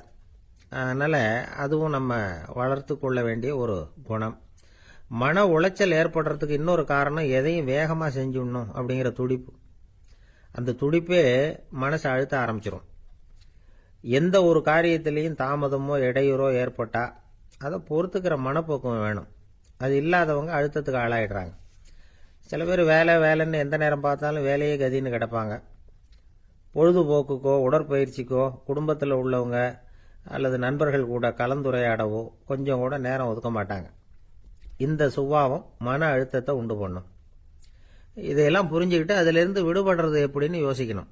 வல்லுநர்கள் இது தொடர்பாக சில யோசனைகளை சொல்லி வச்சிருக்கிறாங்க. அது என்னன்னா, வாழ்க்கைங்கிறது பிரச்சனைகளால பின்னப்பட்ட ஒன்று. அது எப்பவுமே முடிவடையாத ஒரு தொடர்கதை அப்படிங்கிறத முதல்ல நாம புரிஞ்சுக்கணும்.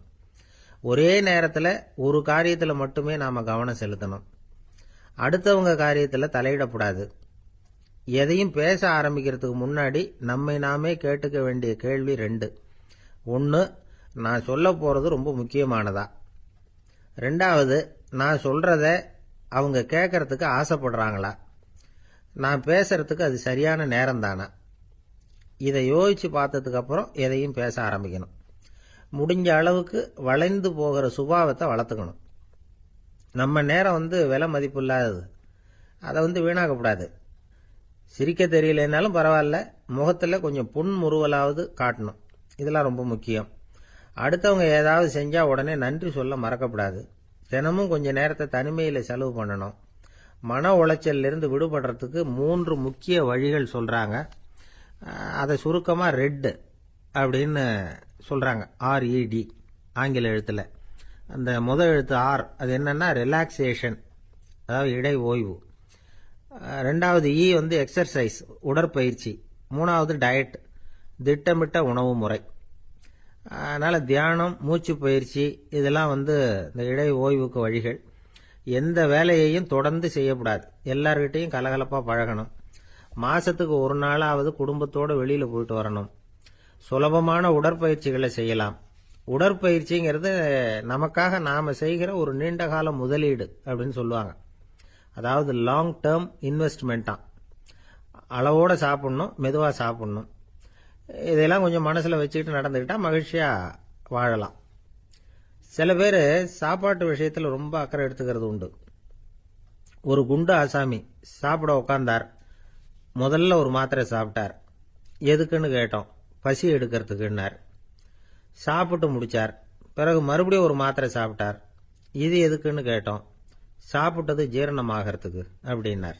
ஒரு ஆபீஸ்ல வேலை பார்க்குற ஒருத்தர் ஏதோ தப்பு பண்ணிவிட்டார். உடனே மேல் அதிகாரி அவரை கூப்பிட்டு அனுப்புனார். நீ செஞ்சது தப்புன்னார் கோபமா. இது ஒரு ரகம். சில அதிகாரிகள் இப்படி நீங்கள் செஞ்சது தப்புன்னு சொல்கிறதில்ல, நீங்கள் செஞ்சது சரி அப்படின்னு சொல்கிறதில்ல. எப்படி சொல்லுவாங்கன்னா, நீங்கள் செஞ்சது சரியில்லைன்னு நான் நினைக்கிறேன் அப்படின்னு சொல்லுவாங்களாம். அதாவது சில பேர் நீங்கள் செஞ்சது தப்புங்கிறாங்க, அதையே மாற்றி சொல்கிறார் இவர், நீங்கள் செஞ்சது சரியில்லைன்னு நினைக்கிறேன். இது ரெண்டும் அர்த்தம் ஒன்று தான், இருந்தாலும் வார்த்தைகள் வித்தியாசம். நிர்வாக திறமை இல்லாத ஒரு அதிகாரி யூ ஆர் ராங் அப்படின்னு சொல்லுவாராம். நிர்வாக திறமை உள்ள அதிகாரியா இருந்தா அதையே கொஞ்சம் மாற்றி I think you are not correct அப்படிம்பாராம். இதுதான் வித்தியாசம். இருந்தாலும் வார்த்தைகளை உபயோகப்படுத்துகிற விதத்தை வச்சு தான் வேலை நல்லா நடக்கிறதும் நடக்காததும் இருக்கு. விவரம் தெரிஞ்சவங்க என்ன சொல்றாங்க தெரியுமா? Be a leader not a boss அப்படிங்கிறாங்க. ஒரு லீடரா இரு, பாஸா இருக்காதே அப்படிங்கிறாங்க. சரி, அப்படின்னா லீடருக்கும் பாஸுக்கும் வித்தியாசம் உண்டா அப்படின்னு கேட்டா இருக்குன்னு சொல்றாங்க. லீடருங்கிறவர் வேற, பாஸுங்கிறவர் வேற. ஒரு லீடர் எப்படி நடந்துக்குவார், ஒரு பாஸ் எப்படி நடந்துக்குவார், இதை முதல்ல நாம தெரிஞ்சுக்கணும். அவங்க எப்படி நடந்துக்குவாங்க அப்படிங்கிறதுக்கு சில விவரங்கள் இருக்கு. அதை கேட்டோம்னா நாம புரிஞ்சுக்கலாம் அதை. அதாவது பாஸுங்கிறவர் விரட்டிக்கிட்டே இருப்பார், லீடருங்கிறவர் ஊக்கப்படுத்திக்கிட்டே இருப்பார். நாளைக்கு சாயந்தரத்துக்குள்ள அந்த வேலையை செஞ்சு முடிக்கலன்னா தொலைச்சு விடுவோம் தொலைச்சி அப்படிம்பார் அவர். இவர் எப்படி சொல்லுவார்னா, இதுவரைக்கும் நீங்க செஞ்சிருக்கிற வேலை ரொம்ப அற்புதம் அப்படிம்பார். பாஸுங்கிறவர் அதிகாரத்தை நம்பி செயல்படுறவர், லீடருங்கிறவர் நல்லெண்ணத்தை நம்பி செயல்படுறவர். நம்ம கிட்ட அதிகாரம் இருக்கு, பவர் இருக்கு, அதனால காரியத்தை சாதிச்சுடலாம் அப்படின்னு நினைக்கிறவர் அவரு. மற்றவங்க கிட்ட ஒரு நல்ல அபிப்பிராயத்தை சம்பாதிச்சுக்கிட்டு அது மூலமா காரியங்களை சாதிக்கிறவர் இவர். பாஸுங்கிறவர் பயத்தை உண்டு பண்ணுவார், லீடருங்கிறவர் அன்பை பரவ செய்வார். அதை செய்யலைன்னா ஆடிட்ல தகராறாயிடும், இது செய்யலைன்னா இன்கிரிமெண்ட் கட் ஆகிடும், இப்படி ஏதாவது சொல்லி பயமுறுத்திக்கிட்டே இருப்பார் அவர். இவர் அப்படி இல்லை.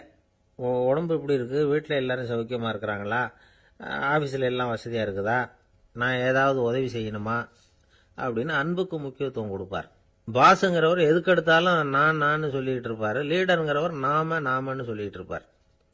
பாஸுங்கிறவர் தப்புக்கு காரணம் யாருன்னு பார்ப்பார், லீடருங்கிறவர் தப்பு என்னன்னு பார்ப்பார். இதுதான் ரெண்டு பேருக்கு வித்தியாசம்.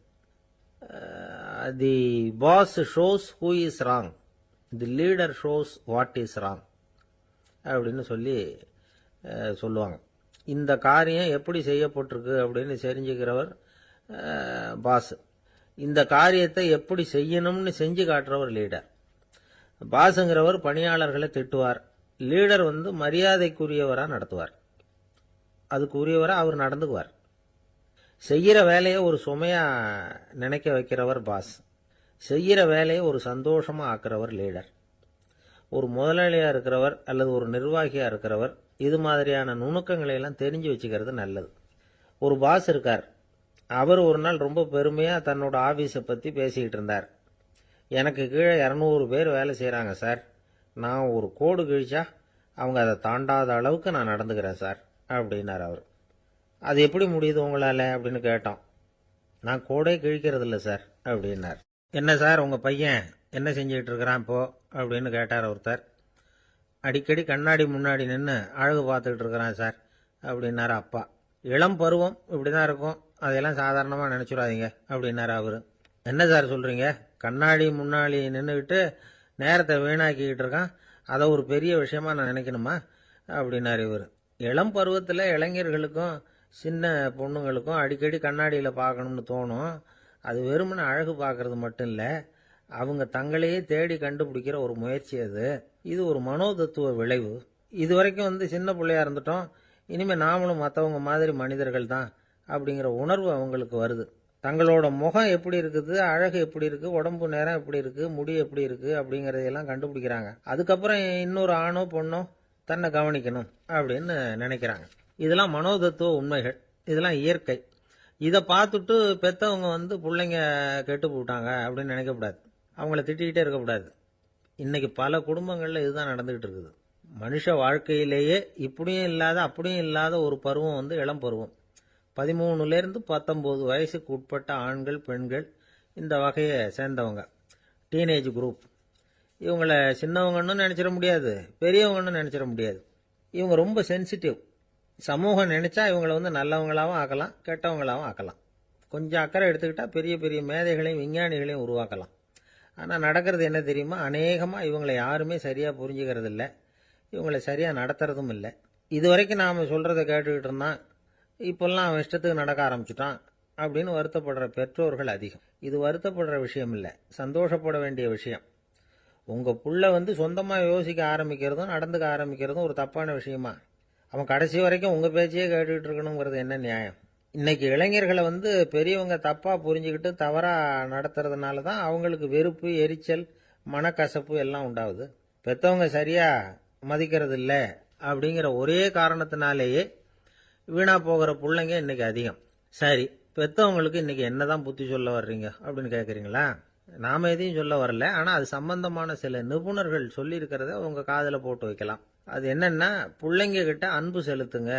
குழந்தையா இருந்தப்போ எவ்வளவு பாசமாக இருந்தீங்க, வளர வளர அதை ஏன் குறைச்சிக்கிறீங்க? பெற்றவங்களின் அன்பான வார்த்தைகளுக்கு ஏங்குறவங்க தான் இன்றைய இளைஞர்கள். அவங்க எதை சொன்னாலும் அதை அக்கறையாக காது கொடுத்து கேளுங்க, அலட்சியப்படுத்தாதீங்க. அவங்க விரும்புறது உங்ககிட்ட இருந்து ஒரு மதிப்பு, மரியாதை, அங்கீகாரம், இவ்வளவுதான். அவங்க அவங்களாவே முடிவுகள் எடுக்கட்டும், அதுக்கு நீங்கள் உதவியாக இருங்க, அது போதும். மற்றவங்க முன்னாடி, முக்கியமாக அவங்க நண்பர்கள் முன்னாடி அவங்கள பற்றி மட்டமாக பேசாதீங்க. அவங்கக்கிட்ட பொய் சொல்லக்கூடாது. நீங்கள் சொன்னது பொய்ன்னு தெரிஞ்சு போச்சுன்னா உங்கள் பேரில் அவங்களுக்கு இருக்கிற மதிப்பு போயிடும், நம்பிக்கை போயிடும். அவங்களுக்கு முன்னாடி நீங்கள் சண்டை போடக்கூடாது. உங்கள் பிள்ளைய எப்பவும் இன்னொரு பிள்ளையோட ஒப்பிட்டு பேசுகிற வேலையே வேணாம். கூட பிறந்த மற்றவங்களோட கூட ஒப்பிடக்கூடாது. இப்படி செஞ்சால் அவன் உங்ககிட்டையும் பிரியமாக இருக்க மாட்டான், அவங்ககிட்டையும் பிரியமாக இருக்க மாட்டான். புள்ள எங்கே போகிறான், என்ன பண்ணுறான் அப்படின்னுலாம் வந்து துப்பறிஞ்சிக்கிட்டு இருக்கக்கூடாது. இளைஞர்கள் வந்து தனிமையை விரும்புகிறவங்க. அவங்கள வந்து பெட்டியில் வச்சு மூடி பாதுகாக்கணும்னு நினைக்கக்கூடாது.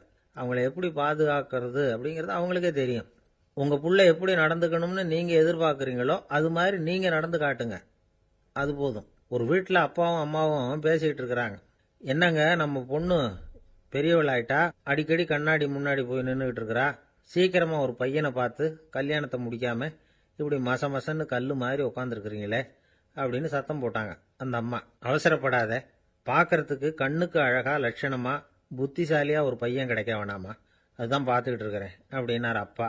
இதுக்கு அந்த அம்மா சொல்றாங்க, எங்க அப்பா இப்படியெல்லாம் நினைச்சுக்கிட்டு இருந்திருந்தா எனக்கு கல்யாணமே ஆயிருக்காது தெரியுமா அப்படின்னாங்களாம். திருப்பாவை 7ஆம் பாடல். நாயக பெண் பிள்ளையை எழுப்புகிறார்கள்.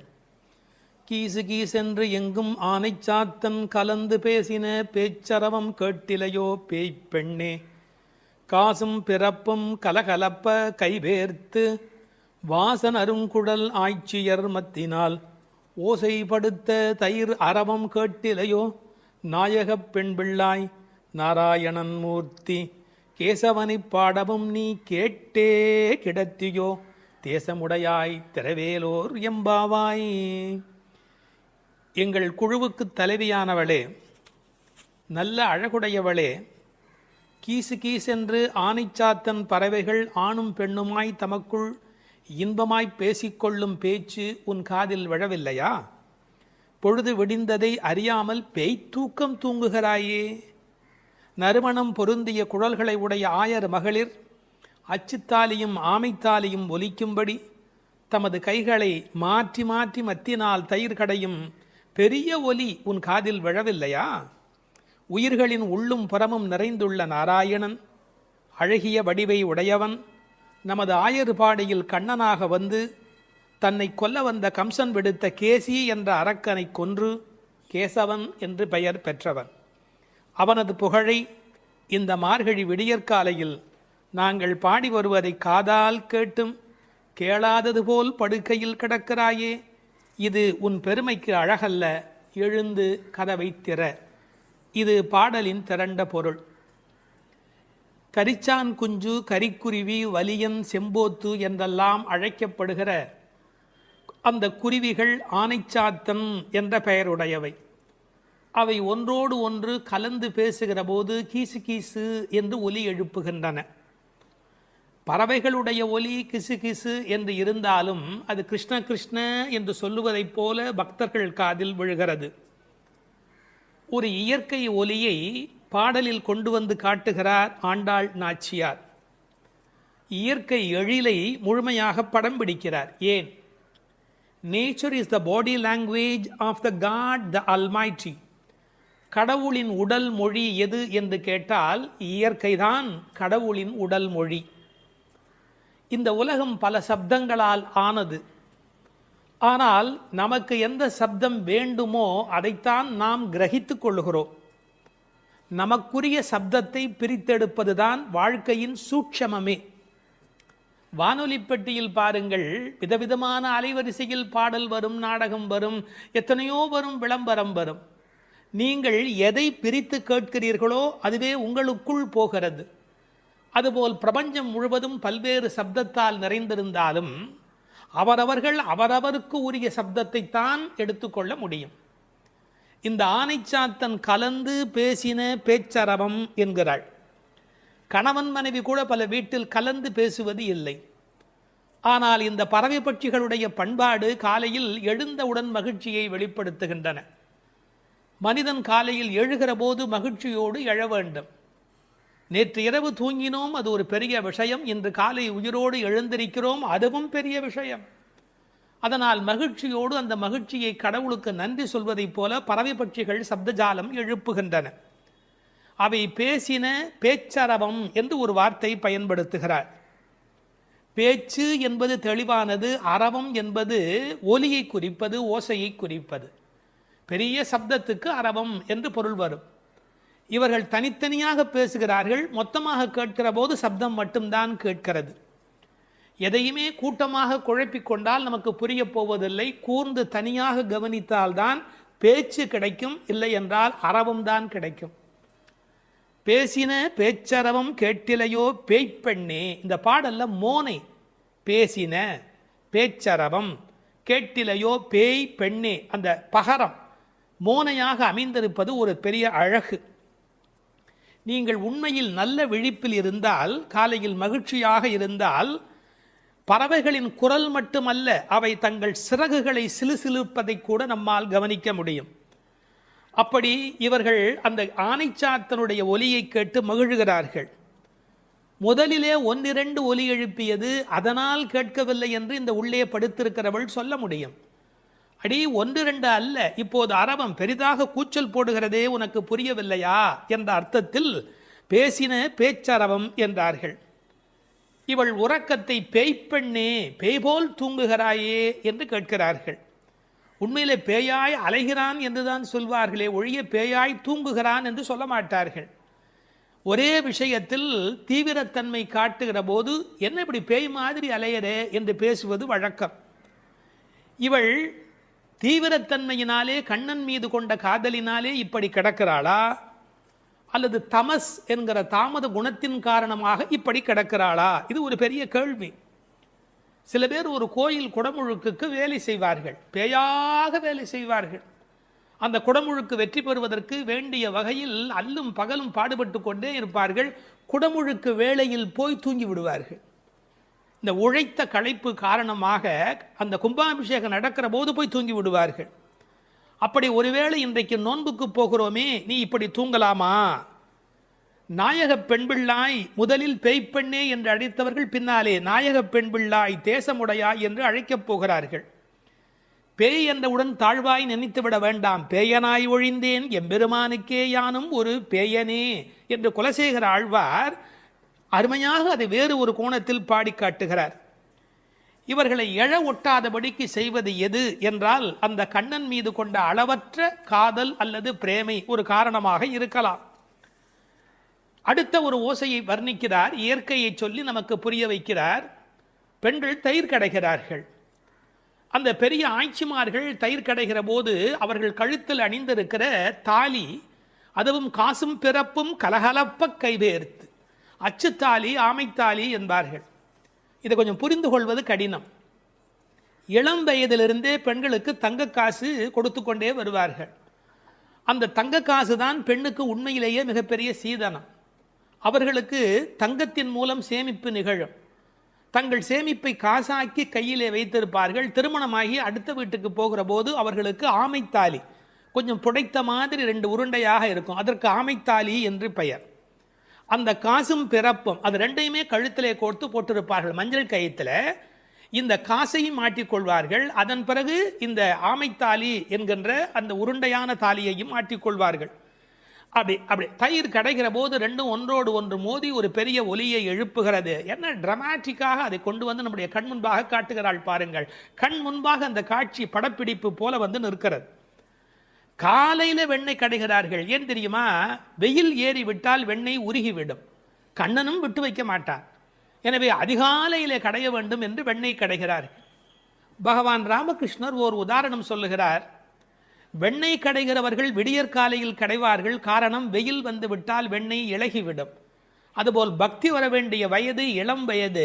உங்களுக்கு வயதாகிவிட்டால் உலகத்தின் வெப்பத்தில் அது உருகி ஓடிவிடும். எனவே இளம் வயதில் பக்தி வெண்ணெய் திரள வேண்டும், காலையில் மோர் கடைவது தயிர் கடைவது போலே என்று பகவான் ராமகிருஷ்ணர் ஒரு கருத்து சொல்வார். கை பேர்த்து கடைய முடியல, மலை மாதிரி வெண்ணெய், பார்க்கடல் மாதிரி பானை, எவ்வளவு நேரம் அந்த மத்தை போட்டு உருட்டி கொண்டே இருக்கிறது. கை மாற்றி கை பேர்த்து. காலையிலேயே இந்த பெண்கள் தலையில் பூச்சூடி இருக்கிறார்கள். இவர்கள் குழலுக்கே வாசம் இருக்கிறது. வாசனரும் குழலாய்ச்சியர் மத்தினால் ஓசைப்படுத்த தயிர் அரவம் கேட்டிலையோ. அந்த ஓசையிலே ஒரு அழகு இருக்கிறது. பித்தகோரஸ் கொல்லர் பட்டறையிலே ஏற்படுகிற ஒலியை வைத்துக்கொண்டு அந்த இரும்பின் அடர்த்தி என்ன என்று சொல்ல முடியும் என்று சொல்கிறார். அடர்த்தியான இரும்பு வர வர அதை தட்டுகிற அந்த ஒலி ஓசை மாறிக்கொண்டே போகும் என்று சொல்லுகிறார். ஒலி அழகை பற்றி மகாகவி பாரதி ஒரு மனிதனை ஒலியும் ஓசையும் என்ன பாடுபடுத்துகிறது என்பதை குறிப்பிடுகிறார்.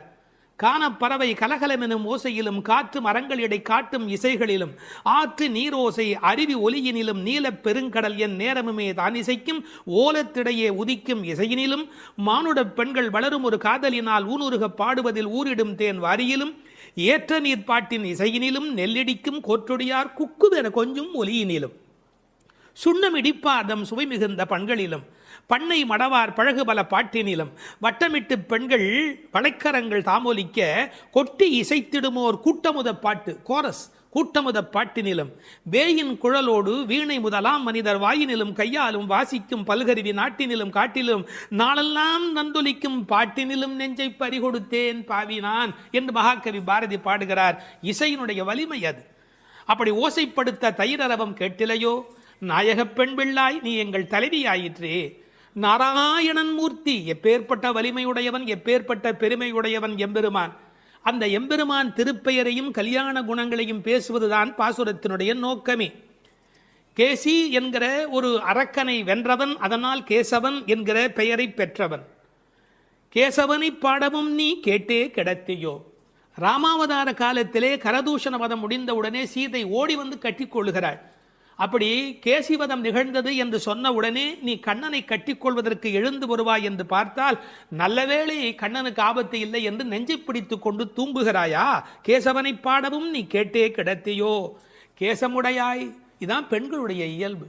எவ்வளவுதான் பெண்கள் மாறினாலும் அடுத்த பெண்ணினுடைய கூந்தல் எவ்வளவு நீளம் என்பதை பற்றி யோசிப்பார்கள். கேசமுடையாய் திரவேலோர் எம்பாவாய் என்று இந்த பாசுரம் நிறைவு பெறுகிறது.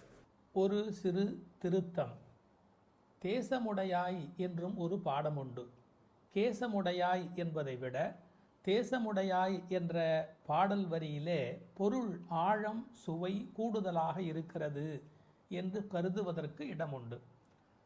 காரணம், அவள் அழகான கூந்தலை உடையவள் என்ற பொருளிலே 1-2 பதிப்புகளிலே கேசமுடையாய் என்கிற பாடம் இருக்கிறது.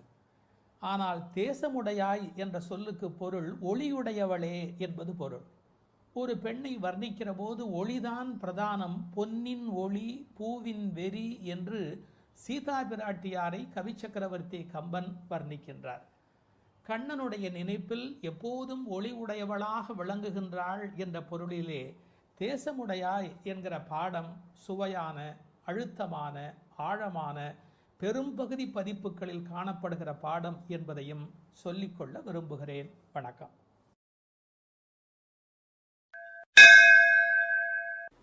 8வது திருப்பாவை பாட்டு. உற்சாகமுள்ள ஒரு பெண்ணை உறக்கத்திலிருந்து எழுப்புகிறார்கள். கீழ்வானம் வெள்ளென்று எருமை சிறுவீடு மேய்வான் பரந்தனகான், மிக்குள்ள பிள்ளைகளும் போவான் போகின்றாரை போகாமல் காத்து உன்னை கூவுவான் வந்து நின்றோம். கோதூகலமுடைய பாவாய் எழுந்திராய், பாடிப்பறை கொண்டு மாவாய் பிளந்தானை, மல்லரை மாட்டிய தேவாதி தேவனைச் சென்று நாம் சேவித்தால் ஆவா என்று ஆராய்ந்து அருளேலோர் எம்பாவாய். 8ஆம் பாட்டின் உரை.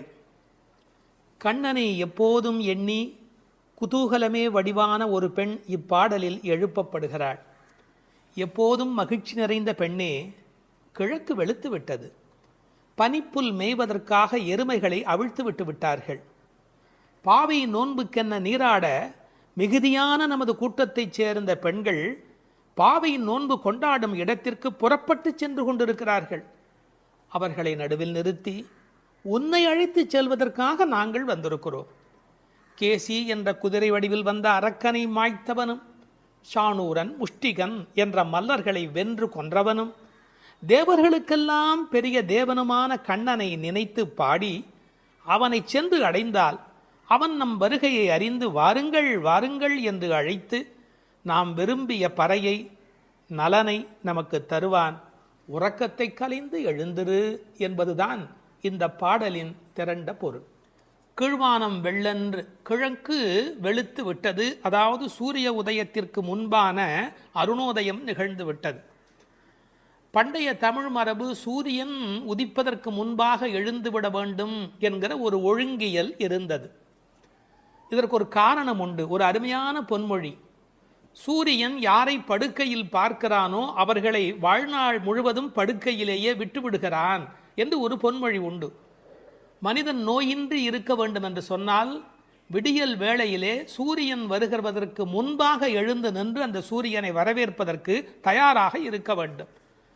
இந்த கிழக்கு வெளுத்தது என்பதை கீழ்வானம் வெள்ளென்று என்று எழுதுகிறார். ஒரு குறிப்பு, இவையெல்லாம் வெளியில் நடக்கிற விஷயங்கள். சூரியோதயத்திற்கு முந்தைய வானம் வெளுத்த நிலை.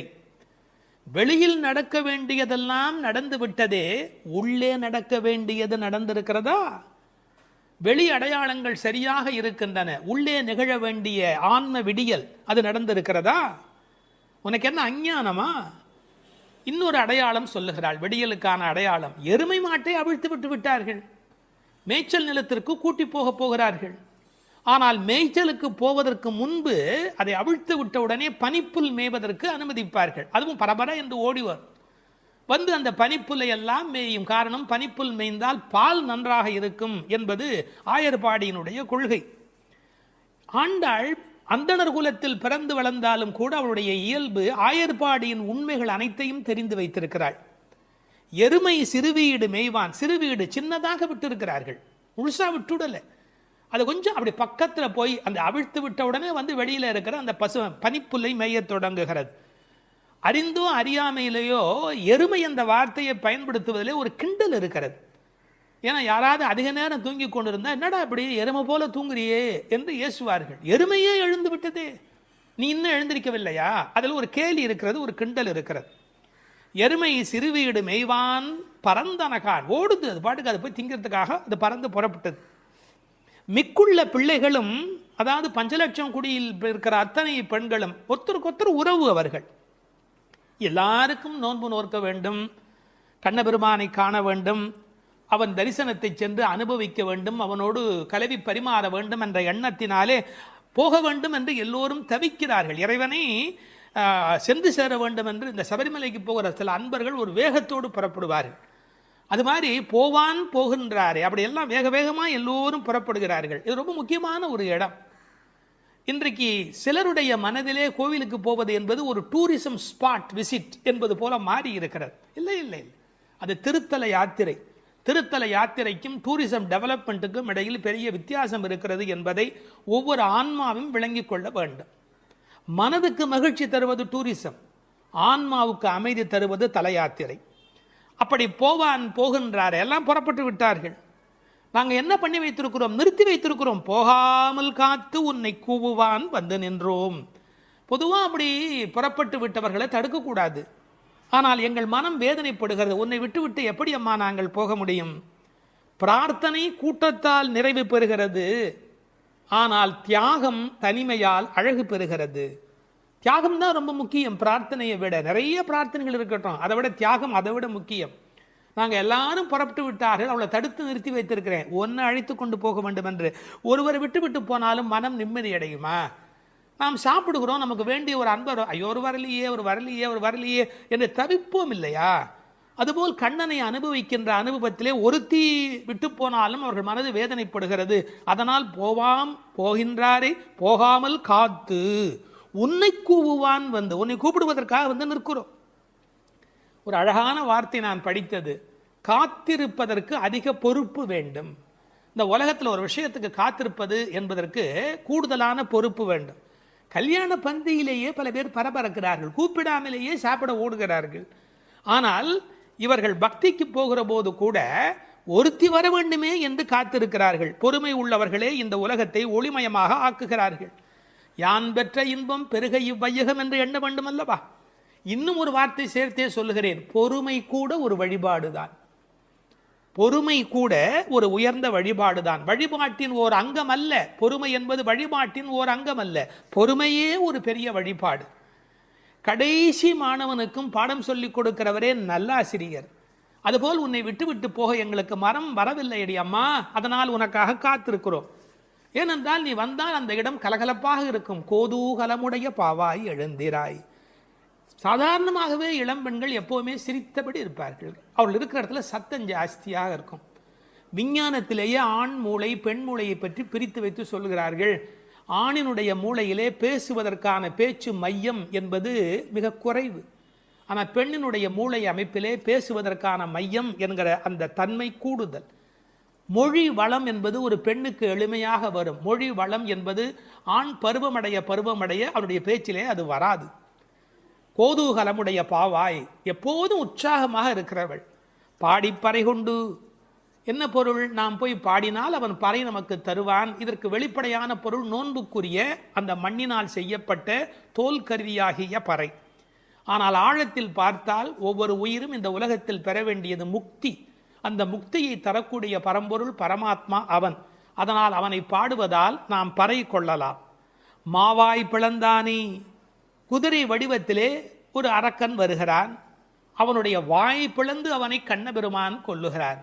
மா விலங்கு, வாய் பிளந்தானே. இந்த திருக்குறளில் கூட ஒரு குறள் வரும், மயிர் நீப்பின் வாழா கவரி மா அன்னார். அதை கவரி மான்னு படிப்பார்கள். இல்லை, மானா விலங்கு, பனிமலையில் இருக்கிற விலங்கு. அது ஒரு வகையான குதிரை, யாக். அது என்னன்னு கேட்டால், அதுக்கு மேலே இருக்கிற அந்த தோல் ரோமம் நீங்கி விட்டதுன்னு வச்சுங்க, அந்த குடில் அதால் வாழ முடியாது. மா என்பது ஒரு வகையான விலங்கு. மா வாய் பிளந்தானே, மல்லரை மாட்டிய தேவாதி தேவனே.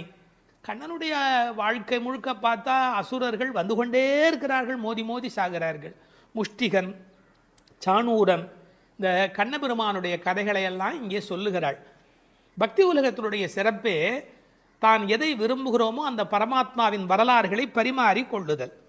மல்லரை மாட்டிய தேவாதி தேவனை சென்று நாம் சேவித்தால், கடவுள் நம்மிடத்தில் வருவதற்கு தயாராக தான் இருக்கிறார். ஆனால் நாம் அதுக்கு முன்னாடி நாம் அங்கே போய் நிற்கணும். நம்மளை பார்ப்பதற்கு அவர் தயாராக இருக்கிறார். நீ 4 அடி எடுத்து வைத்தால் 40 அடி எடுத்து வைப்பதற்கு, 4000 அடி எடுத்து வைப்பதற்கு கடவுள் தயாராகவே இருக்கிறார். உண்மை அது. ஆனாலும் ஒரு மரியாதை கருதி நாம் சென்று சேவிக்க வேண்டும். சென்று நாம் சேவித்தால் வா என்று ஆராய்ந்து அவர் நம்மளை வரவேற்பதற்கு தயாராக இருக்கிறார். அதில் அந்த அழகு பாருங்க, மாவாய் பிளந்தானே என்பதற்கு எதுகையா ஆவா என்று. அதாவது நீ வந்துட்டியா, வா வா என்று ஆராய்ந்து அருளேலோர் எம்பாவாய். மகிழ்ச்சியுடைய ஒரு பெண், அவளும் சேர்ந்து சென்றால் மட்டுமே இறை அனுபவம் என்பது பூரணமாகிறது. ஒருவரை கூட விட்டுவிடக்கூடாது என்று ஒரு உண்மையை புரிந்து கொள்ளவான். இந்த காலத்தில் தான் கோயிலில் ஒன்றை பார்க்க விட மாட்டேன், என்ன பார்க்க விட மாட்டேன், நான் ஒன்றை மறைப்பேன், நான் பெரிய விஐபி, இப்படி பலவிதமான மனோபாவங்களில் சுவாமி தரிசனம் மாறி போய் விட்டது. ஆனால் உண்மையான பக்திக்கு அடையாளம் வா நீ வந்து பார், வா நீ வந்து பார். ஆக எல்லோரும் வர வேண்டும் என்ற அந்த தவிப்பு இந்த பாசுரத்தின் மூலம் நமக்கு கிடைக்கிறது. 9வது பாடல். தூமணி மாடத்து சுற்றும் விளக்கெரிய தூபம் கமழ துயிலணை மேல் கண் வளரும் மாமன் மகளே, மணிக்கதவும் தாழ்த்திரவாய் மாமீர் அவளை எழுப்பீரோ, உன்மகள்தான் ஊமையோ அன்றிச் செவிடோ அனந்தலோ ஏமப் பெருந்துயில் மந்திரப்பட்டாளோ, மாமாயன் மாதவன் வைகுந்தன் என்றென்று நாமும் பலவும் நவின்றேலோர் எம்பாவாய். அப்பழுக்கற்ற தூய்மையான பரிசுத்தமான மாட மாளிகைகளைச் சுற்றிலும் 4 பக்கங்களிலும் விளக்குகள் ஒளிவிட்டு பிரகாசித்து எரிந்து கொண்டிருக்கவும், அம்மாளிகையைச் சுற்றிலும் அகில் சந்தனம் போன்ற வாசனைப் பொருள்களின் நறுமணம் எங்கும் கமழவும், நல்ல பஞ்சடைத்த மெத்தையில் கண்ணுறக்கம் கொள்ளும் எங்கள் மாமன் மகளே, மாணிக்கங்கள் பதிக்கப் பெற்ற உன் வீட்டு கதவின் தாழ்பாளை திறக்க மாட்டாயா? திறந்து விரைவில் வந்து எங்களுடன் சேர்ந்து கொள்ள மாட்டாயா? மாமிகளே, நீங்களாவது அவளை எழுப்பிவிட மாட்டீர்களா? விடிந்து எவ்வளவு நேரமாகிவிட்டது. நாங்கள் இவ்வளவு நேரம் அவளை அழைத்து கொண்டிருக்கிறோமே, அவளுக்கு என்ன ஆயிற்று? ஒரு வார்த்தை கூட பதில் கூற மாட்டேன் என்கிறாளே. அவள் என்ன பேசும் திறனற்ற ஊமையா? அல்லது நாங்கள் அழைப்பது அவளுக்கு கேட்கவில்லையா? காது கேட்கவில்லையா? அல்லது ஆழ்ந்த பேருறக்கத்தில் படுத்து கிடக்கிறாளா? அல்லது யாரேனும் கட்டுப்படுத்தி அவளை பெருந்துயில் கொள்ளுமாறு செய்து விட்டார்களா? அல்லது ஏதேனும் மந்திரம் மாயம் செய்திருக்கிறார்களா? அதன் வசம் கட்டுப்பட்டு இப்படி பேருறக்கம் கொண்டு கிடக்கிறாளே. நாங்கள் அந்த மாமாய செயல்களில் வல்லவனும் மிகுந்த தவமுடைய இலக்குமியின் கணவனும் வைகுண்டத்திற்கு அதிபதியுமான நாராயணன் பெயரை திரும்ப திரும்பச் சொல்லி பக்தி பரவசத்தில் ஈடுபட்டு அவளை அழைக்கிறோமே, அவள் ஏன் இன்னும் எழுந்து வந்து கதவை திறந்து எங்களுடன் சேர்ந்து இறைவன் திருப்பெயரை சொல்லி வழிபட மாட்டேன் என்கிறாள்? நீங்களாவது கேட்டுச் சொல்லுங்களேன் என்கிறார்கள். இந்த பாடலின் திரண்ட பொருள் இது. தூமணி மாடத்து சுற்றும் விளக்கெரிய. விளக்கு எரிப்பதற்கே நிறைய செல்வம் இருக்க வேண்டும். இது சீர்மல்கும் ஆய்பாடி செல்வச் சிறுமியர்கள் வாழுகிற இடம். அந்த வீட்டினுடைய அமைப்பு எப்படி இருக்கிறது? தூய்மையான ரத்தின மணிகள் அப்படியே பதிந்து வைத்திருக்கிறார்கள். ஒரு குறிப்பு எழுதுகிறார்கள், அரசர்கள் அந்தப்புறத்திற்கு சிறந்த மணியை கொண்டு அற்புதமான கட்டடத்தை அமைப்பார்களாம். அங்கு வேண்டாம் என்று ஒதுக்கப்பட்ட கற்களை கொண்டுதான் அரண்மனையையே கட்டுவார்களாம். இது துவளில் மண்டபம், அது தூமணி மாடம் என்று அதற்கு ஒரு விளக்கம் சொல்கிறார்கள். ஆக இழைத்து இழைத்து தூய்மையான மணியினை கொண்டு வந்து கட்டியிருக்கிறார்கள். அது ரத்தின மணி. இந்த பெண் எழுந்திருந்திருக்க வேண்டும், எழுந்திருக்கவில்லை. ஒரு வித்தியாசம் இருக்கிறது. ஒரு குடும்பம் விழிப்பதற்கு முன்பு விழிக்க வேண்டியவள் அந்த வீட்டில் இருக்கிற பெண். ஏனென்றால் ஆண் எழுந்தால் அவனை மட்டும்தான் சுத்தம் செய்து கொள்கிறான். பெண் எழுந்தால் அந்த வீடே சுத்தமாகிறது என்று ஒரு பொன்மொழி சொல்வார்கள். எனவே ஒரு பெண்ணாகி இருக்கிறவள் இப்படி உறங்கிக் கொண்டிருக்கலாமா? தூமணி மாடத்து சுற்றும் விளக்கெரிய. 4 புறங்களிலும் நல்ல விளக்கு எரிந்து கொண்டிருக்கிறது. அது மட்டுமல்ல, அகில் சந்தனம் போன்ற நறுமண புகை வீசுகிறது. தூபம் கமழ, செல்வச் செழிப்பு. துயிலணை மேல் கண் வளரும். அது தூங்குவதற்காகவே அமைக்கப்பட்டிருக்கிற ஒரு பெரிய மெத்தை. அதாவது அந்த மெத்தையை பார்த்தாலேயே வா வா வா வந்து படு என்று அழைப்பதை போல 5 விதமான சிறப்புகள் அமைந்திருக்கக்கூடிய பஞ்சனை அது. அதில் அழகு இருக்கிறது, மென்மை இருக்கிறது, குளிர்ச்சி இருக்கிறது, சுகம் இருக்கிறது. அப்படிப்பட்ட அருமையான அந்த பஞ்சனையின் மீது அவள் படுத்திருக்கிறாள். தமிழிலே தூங்குகிறார்கள் என்று சொல்ல மாட்டார்கள், கண்வளராய் என்று சொல்வார்கள், மங்களம் கருதி. ஏன்னால் தூங்கிவிட்டார் என்றால் அமங்கலமாகிவிடுமே என்பதற்காக கண்வளராய் என்று சொல்லை பயன்படுத்துவது வழக்கம். சின்ன வயதிலிருந்து குழந்தை கண் வளருது என்று ஒரு வார்த்தை சொல்வார்கள். அதில் ஒரு விஞ்ஞான குறிப்பே இருக்கிறது. உண்மையிலேயே கர்ப்பத்தில் குழந்தை தூங்குவதால் தான் வளருகிறது. அது ஒரு 10 மாத காலம் தாயின் கர்ப்பத்தில் கண் திறக்காது. கண் திறந்து விட்டால் ஊமை, அது விதவிதமான குறைபாடு உடைய ஊனமான குழந்தையா வந்து பிறக்கும் என்று விஞ்ஞான குறிப்பு இருக்கிறது. அந்த குழந்தை கண்களை மூடிக்கொண்டு தூங்கிக் கொண்டே இருக்கும்.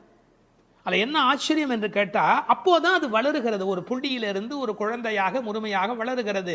அந்த கண் வளருதல் என்பதில் தூங்கும் போது வளர்ச்சி நிகழ்கிறது என்கின்ற ஒரு குறிப்பு இருக்கிறது. மனிதனுக்கு கூட தூக்கம் அவசியம். ஏன்னா உடம்பில் இருக்கிற செல்கள் தங்களை புதுப்பித்துக் கொள்வதற்கு மனிதன் தூங்க வேண்டி இருக்கிறது. அடுத்து உறவு சொல்லி அழைக்கிறாள். மாமன் மகளே. இவள் அந்தணகுல பெண் என்றாலும் ஆயர் குலமகளாக ஆகும் விருப்பத்தின் காரணமாக ஒரு சம்பந்தத்தை ஏற்படுத்திக் கொள்கிறாளாம். இதை உரையாசிரியர்கள் எழுதும்போது ஒரு அழகான வாக்கியமாக குறிப்பிடுகிறார்கள். திருவாய்ப்பாடியிலே ஒரு பிரகிருதி சம்பந்தம் தனக்கு உஜ்ஜீவன ஹேதுவாக ஆண்டாள் ஆசைப்பட்டபடி, அழகிய மணவாள பெருமாள் நாயனாருடைய வியாக்கியானத்திலே திருவாய்ப்பாடியிலே ஒரு பிரகிருதி சம்பந்தம் தனக்கு உஜ்ஜீவன ஹேதுவாக ஆண்டாள் ஆசைப்பட்டபடி மாமன் மகளே என்று உறவு சொல்லி அவள் அழைக்கிறாள். மணிக்கதவம் தாழ்த்திரவாய். அது உள்ளிருப்பது வெளியே தெரியும்படி அமைக்கப்பட்டிருக்கிற ஒரு வீடு. அவள் எப்படி தூங்குகிறாள் என்பது கூட வெளியே தெரிகிறது. அந்த கட்டில், அந்த மெத்தை, அந்த விளக்கு எரிகிறது. இந்த பாடலே மிக ரசமான ஒரு பாடல். திருப்பாவையில் 30 பாட்டு அழகு என்று சொன்னால் இந்த பாட்டுக்கு என்று தனியான ஒரு ரசனை உலகத்தில் தனியான ஒரு கூட்டமே உண்டு. மணிக்கதவம் தாழ்த்திரவாய், நீ வந்து திற. ஏன்னா எழுந்து வந்து திறக்கிற போது நாங்களா திறந்து கொண்டு உள்ளே வந்தால் அது மரியாதையாக இருக்காது ஒரு வீட்டுக்குள்ளே. நீ வந்து திற. ஆனால் அவள் அசைவதாக தெரியவில்லை. அவளுடைய அம்மா எழுந்து விட்டாள். அவள் மற்ற வேலைகள் பார்த்து கொண்டிருக்கிறாள். அதனால உறவு சொல்லி அவளை அழைக்கிறார்கள். மாமீர், அவளை எழுப்பீரோ? நீங்கள் அவளை எழுப்பிவிடக்கூடாதா? அப்படி தூங்கி கொண்டிருக்கிறாளே. உன் மகள்தான் தன்னுடைய தோழியினுடைய தாயை பார்த்து சொல்கிறாள், உன் மகள்தான் ஊமையோ அன்றி செவிடோ. என்ன பொருள் தெரியுமா? பேச்சு வராதவர்கள் என்று பொருள் அல்ல. ஊமை என்ற சொல்லுக்கு இறை நாமம் சொல்லாதவர் என்று பொருள் என்று எழுதுகிறார். இறைவனுடைய நாமத்தை சொல்ல வேண்டிய சந்தர்ப்பத்தில் சொல்லவில்லை என்றால் பிறகு நாக்கிருந்து என்ன பையன்? பேசாத நாளெல்லாம் பிறவா நாளே என்பார்கள் அல்லவா. உண்ணா நாள் என்பது இந்த உலகத்தில் சாப்பிடாத நாள் அல்ல, உன்னை வணங்காத நாள் தான் உண்மையிலேயே உண்ணா நாள் என்று குறிப்பிடுவார்கள். ஊமையோ அன்றி செவிடோ. ஏன்னா இறைவன் புகழ் கேளாத செவியென்ன செவியே என்று சிலப்பதிகாரம் பேசும். இந்த பெருமானுடைய புகழை நாங்கள் சொல்லுகிறோம், அவள் காதிருந்தும் கேட்கவில்லையே. நேற்று வரை நன்றாக பேசினாளே, இன்று என்ன ஊமையாகி விட்டாளா? அழைப்பு அவள் காதில் போய் விழவில்லையா? அல்லது இரண்டுமே அவளுக்கு இணைந்து விட்டதா? சோம்பல் வயப்பட்டாளா? யாரேனும் மந்திரம் மாயம் செய்து விட்டார்களா? என்ன நடந்து விட்டது? ஊமையோ அன்றி செவிடோ. மாமாயன் மாதவன் வைகுந்தன் என்றென்று நாமும் பலவும் நவின்றேலோர் எம்பாவாய். ஏன்னா மந்திர துயில் பட்டாளே. இப்படி அவள் பிடிவாதமான ஒரு தூக்கத்தில் போய் மாட்டிக்கொண்டு இருக்கிறாளே. நாங்கள் அழைக்கிறோம். எதை சொல்லி அழைக்கிறோம்? மாமாயன், மகா மாயையில் வல்லவனாகிய பெருமான். மாதவன் நம்முடைய சாதாரண தவம் அல்ல, எல்லா தவங்களுக்கும் அப்பாற்பட்ட பெரும்பொருள். அந்த தவத்தால் அடைய வேண்டியவன் கருணையினால் தானாகவே நம்மிடத்தில் வருவதால் அவன் மாதவன். வைகுந்தத்தில் இருக்கிறவன் என்றாலும் கருணை காரணமாக ஒவ்வொரு கோயிலிலும் அர்ச்சாவதாரத்தில் எழுந்தருளி இருக்கின்றவன். வைகுண்டபதி என்றாலும் இந்த பூமிக்கு கிடைக்கிறவன். வைகுந்தன் என்றென்று நாமும் பலவும் நவின்று. உண்மையிலேயே திருப்பாவையினுடைய நோக்கமே இறைவனுடைய நாமத்தை பல வகையில் சொல்வது. இறைவனுடைய நாமத்துக்கு மிகுந்த சக்தி அதிகம். கட்டிப்பொன் போலே அவன், பணிப்பொன் போலே திருநாமம் என்று உரை எழுதுவார்கள். அதாவது தங்கத்தில் ஒரு பெரிய கட்டி இருந்தால் கூட அதை வைத்துக்கொண்டு என்ன பண்ணுவது? ஆனால் பணிக்கப்பட்ட பொன், வளைக்கப்பட்ட பொன்னாக இருந்தால் அது பல சமயத்தில் ஆபத்துக்கு உதவும். ஒரு மோதிரமாக இருந்தால் அடகு கடையில் வைத்து கூட ஒரு ஆபத்திலேருந்து வெளியில் வரலாம். இறைவன் வைகுந்தத்திலே இருக்கிறான் என்று சொன்னால் கட்டிப்பொன் போலே, ஆனால் பணிப்பொன் போலே அவனுடைய திருநாமம், நாமம் பலவும். இன்னும் கூட நிறைய விளக்கங்கள் சொல்வார்கள். இறைவனுடைய நாமம் இறைவனை விட செல்வாக்கு உடையது என்று. ஒரு வங்கிக்கு போகிறோம், செக்கில் கையெழுத்து போட்டு கொடுத்தா நம்ம கையெழுத்துக்கு தான் அதிக பலம் இருக்குமே ஒழிய நாமே போய் நின்று கொண்டு பணம் கொடுன்னு கேட்டால் கூட கொடுக்கறதுக்கு யோசிப்பா. எப்படி கொடுப்பார்கள்? கையெழுத்துக்கு அவ்வளோ பெரிய சக்தி இருக்கிறது. அதுபோல் நாமும் இறைவனை காட்டிலும் வலிமை உடையது என்று ஒரு குறிப்பு சொல்வார்கள். ஒரு சின்ன வரலாறு. காஞ்சி மகா சுவாமிகள் உடல்நல குறைவு மாதிரி ஜுரத்தில் இருக்கிறார்கள். மருத்துவர் வர சொன்னார்கள். அவர் உடனே மருந்தெல்லாம் கொடுக்க வேண்டி இருக்குமோ என்ற எண்ணத்தில் அவர் வந்தார். உன்னை யார் இப்படிலாம் வர சொன்னா? நீ உட்கார், நான் இப்போ என்னுடைய டெம்பரேச்சர் எடுத்துக்கோ, விஷ்ணு சஹஸ்ரநாமம் சொல்ல போகிறேன், சொல்லி முடிச்சதுக்கப்புறம் டெம்பரேச்சர் எப்படி இருக்கு பார் அப்படின்னு சொல்லிட்டு விஷ்ணு சஹஸ்ரநாமம் சொல்லுவதற்கு முன்பு ஜுரம் இருந்தது. சொல்லி முடித்த பிறகு ஜுரம் இல்லவே இல்லை. உன்னை எதுக்கு தெரியுமா கூப்பிட்டேன்? மருந்து கொடுத்து தான் இதை காப்பாற்றணுங்கிறது இல்லை, விஷ்ணு சஹஸ்ரநாமம் சொன்னாலேயே ஜுரம் போயிடும்னு தெரிஞ்சுக்கோ என்று ஒரு செய்தி சொன்னதாக ஒரு வரலாறு உண்டு.